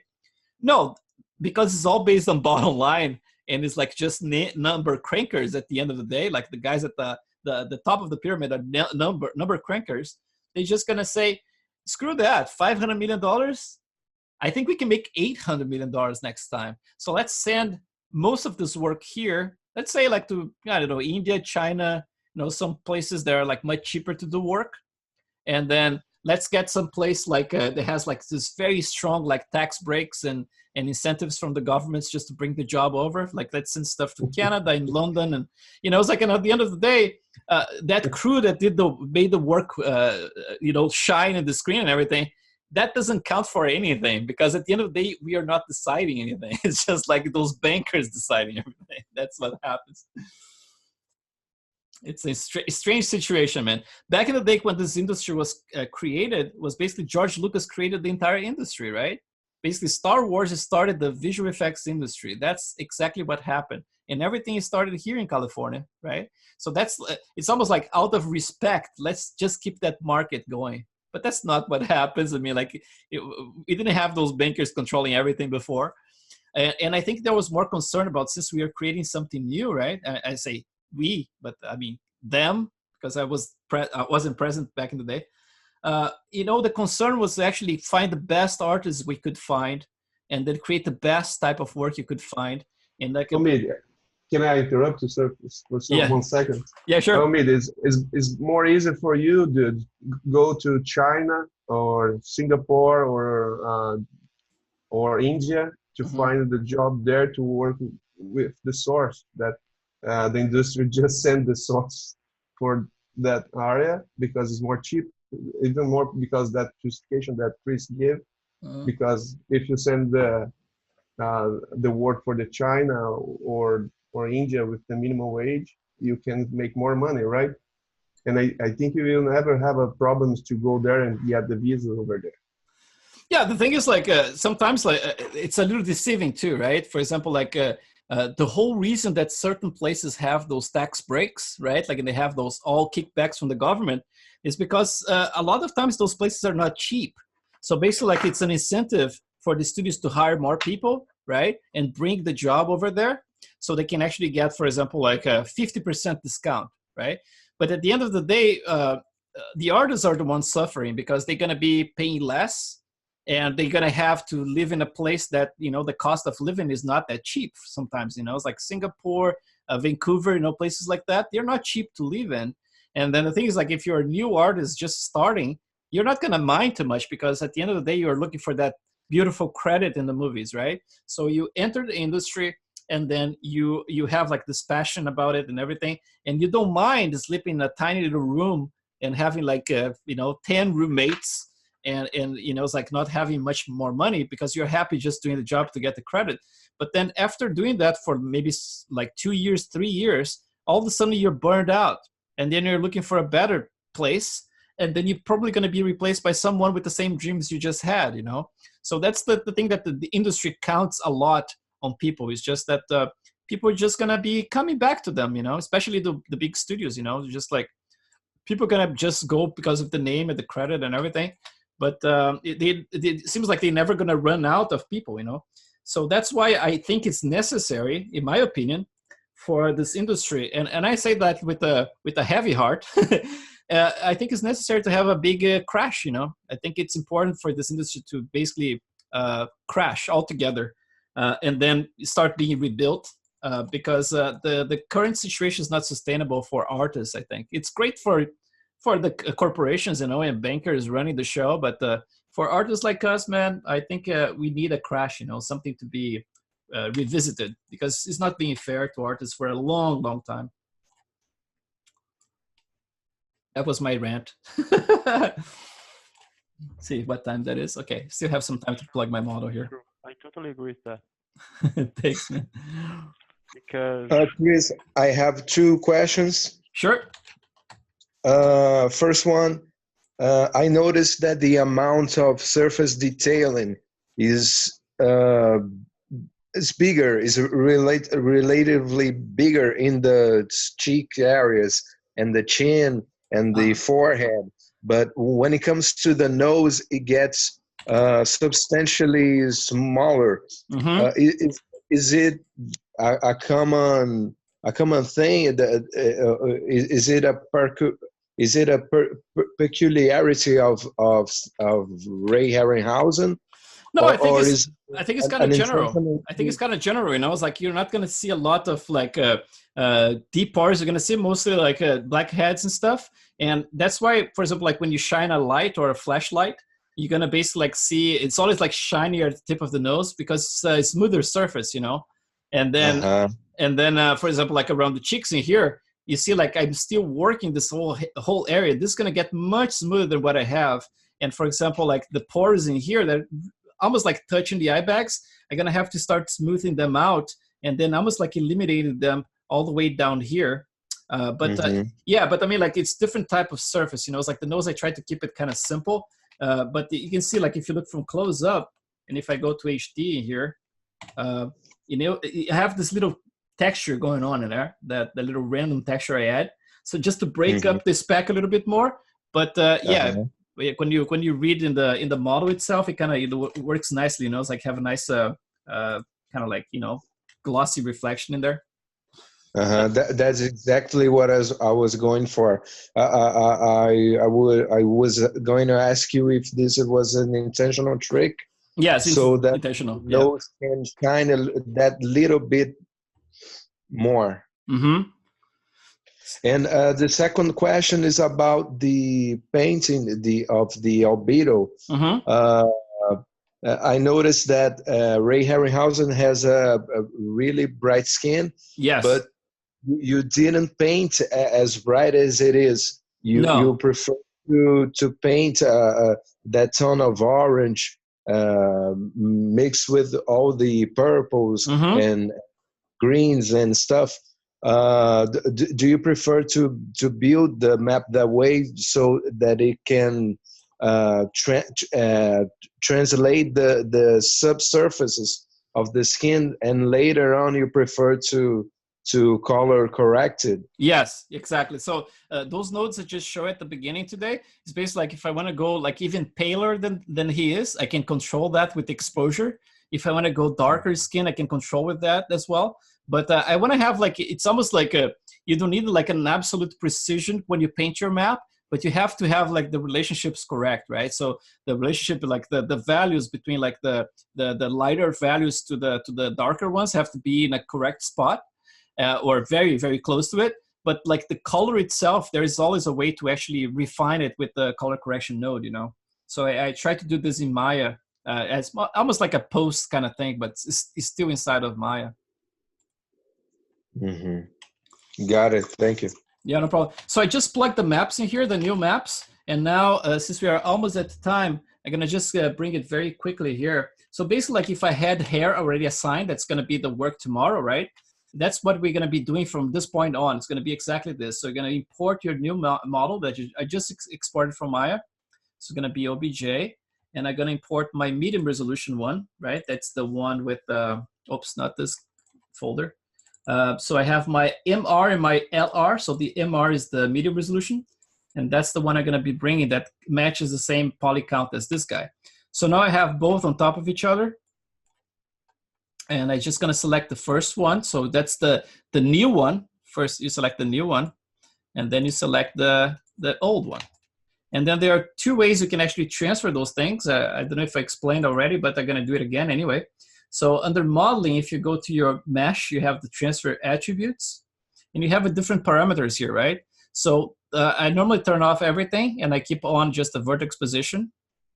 And then here you have options to transfer things over. If you're 100% sure that the UVs are perfect and they match between the two models, use UVs, because that transfer everything very fast. So it's going to just snap back to that model.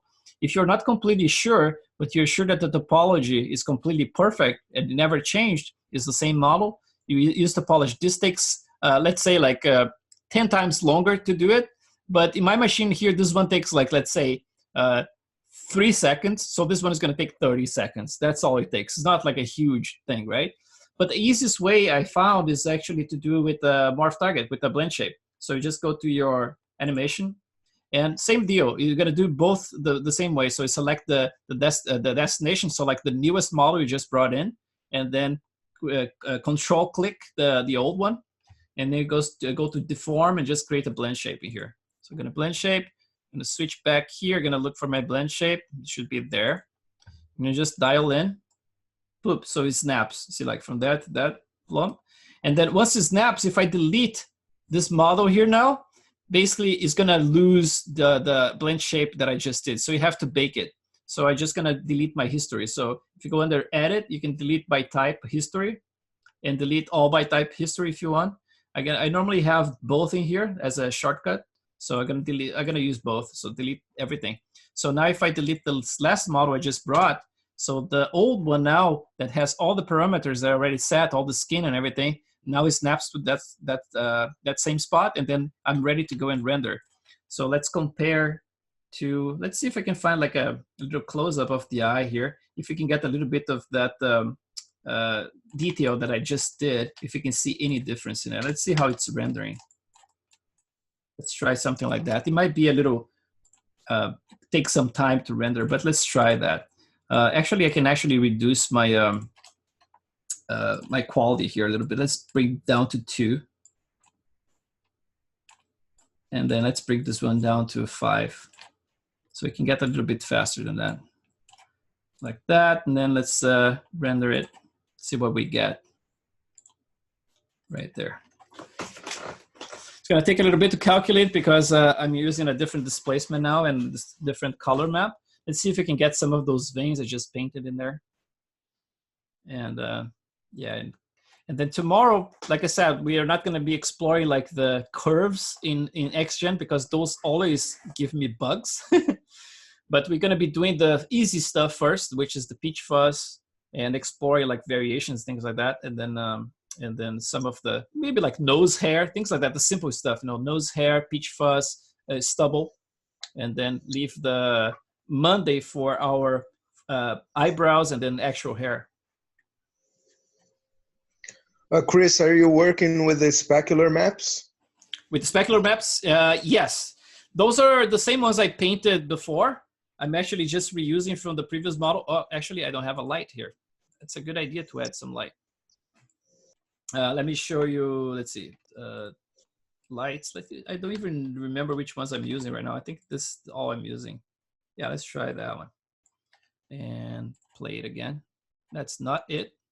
Have some more stuff here somewhere. See, I have to be more organized with my stuff. Yeah, it's right now that I turned on this, you see like when you get this type of artifact, you know, it's like this is not showing anything. Sometimes you have to actually reload your entire scene. So I'm gonna just do this. So I'm gonna go to my Arnold here. You can just say like view and then actually render and then update full scene. Sometimes you have to delete the caches as well. But I just want to see the border in here. Today we didn't have the time to actually tweak the caruncula yet, but we can do that maybe tomorrow, maybe next week. Just like a matter of like, you know, bringing it back and and snapping there. I don't even have them visible here, by the way. I actually have to bring them back, but it's okay. We can do this later. Let's see, eyes, let's see, carunculus, if I can find them here, tear line and caruncula, like that. And now I'm gonna be bringing them as it's reloading everything. So let's see if it's gonna mess up with my render. I'm pushing the limits here, man. I just want to see that little tear line. Oh, okay. So it's starting to render in a different angle. Let's see if everything is in place, at least if the iris are reading correctly. Oh, maybe I don't have the iris visible. That's all it is. Let's see. Yeah, they're not visible, silly. Iris and the pupil. Just pause it. So it turns out I didn't have to reload the entire thing. So I just have to make it visible so it renders. See? Let's try again.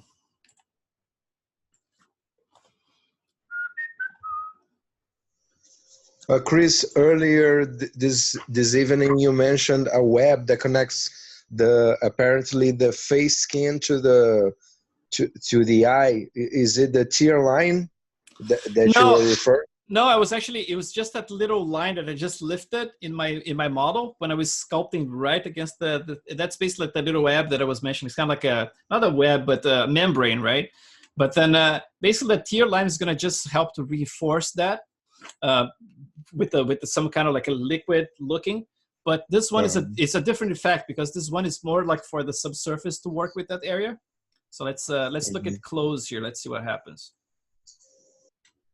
Remember that I painted pretty kind of whitish. If it got too white, I can actually just tweak it. But I want to make sure that we can see something. So it's rendering there. Let's see what happens. I might have gone a little bit too white in the little border. And then I have to add some more color around in here and maybe bring it down a little bit. But at least we're going to be able to see something. Okay. Yeah, it got a little bit too white in there, but you can see that the subsurface scattering is working nicely against it. So if I can bring that down just slightly towards the color of the skin again, I think I can get a very nice effect of the membrane in there. Yeah. But yeah, I think that's about it for today. And I mean, like, it's always, those videos are always short, right? Because there's so much stuff to talk about. But what I try to do with them is basically like give you tools so you guys can go on your own for a little bit, you know, especially like after tomorrow, since we're going to be, you know, at this point, like we saw texturing of the skin. And, you know, it's like we did some of the shader networks. You have access to all of them now. So you can know how to, you know, it's like do your eyes and skin. You have access to the video that I show how I sculpted my iris. And someone posted today a bunch of references of irises. So thank you for that.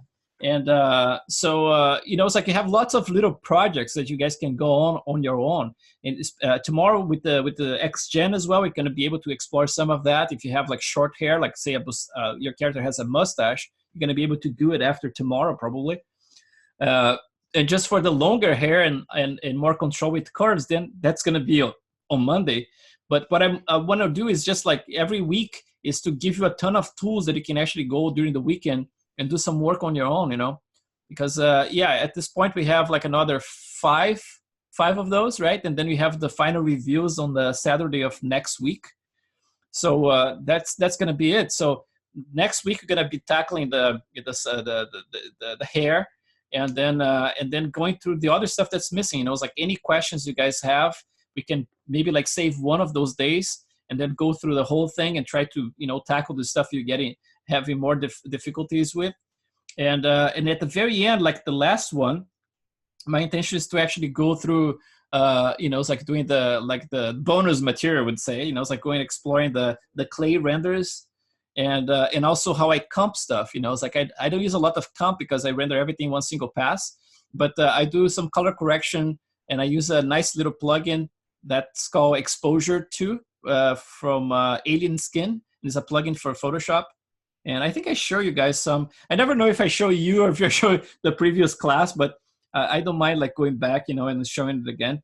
It's a nice set of plugin with lots of filters and stuff. You can add like old film look, and they have lots of awesome presets. So I'm gonna be going through that kind of stuff. But that's it for today, and thank you again, guys. And I hope you're enjoying it. I know it's a lot of work, but you keep the eye on the prize, you know. That's what I'm gonna try to do. I'm gonna work hard this weekend because I want to get stuff done. So thanks a lot, Chris. Thanks, man. thank you. Valeu, Cris. Abraço. Abraço. Bye. Bye, meu amor. See See you, man. you.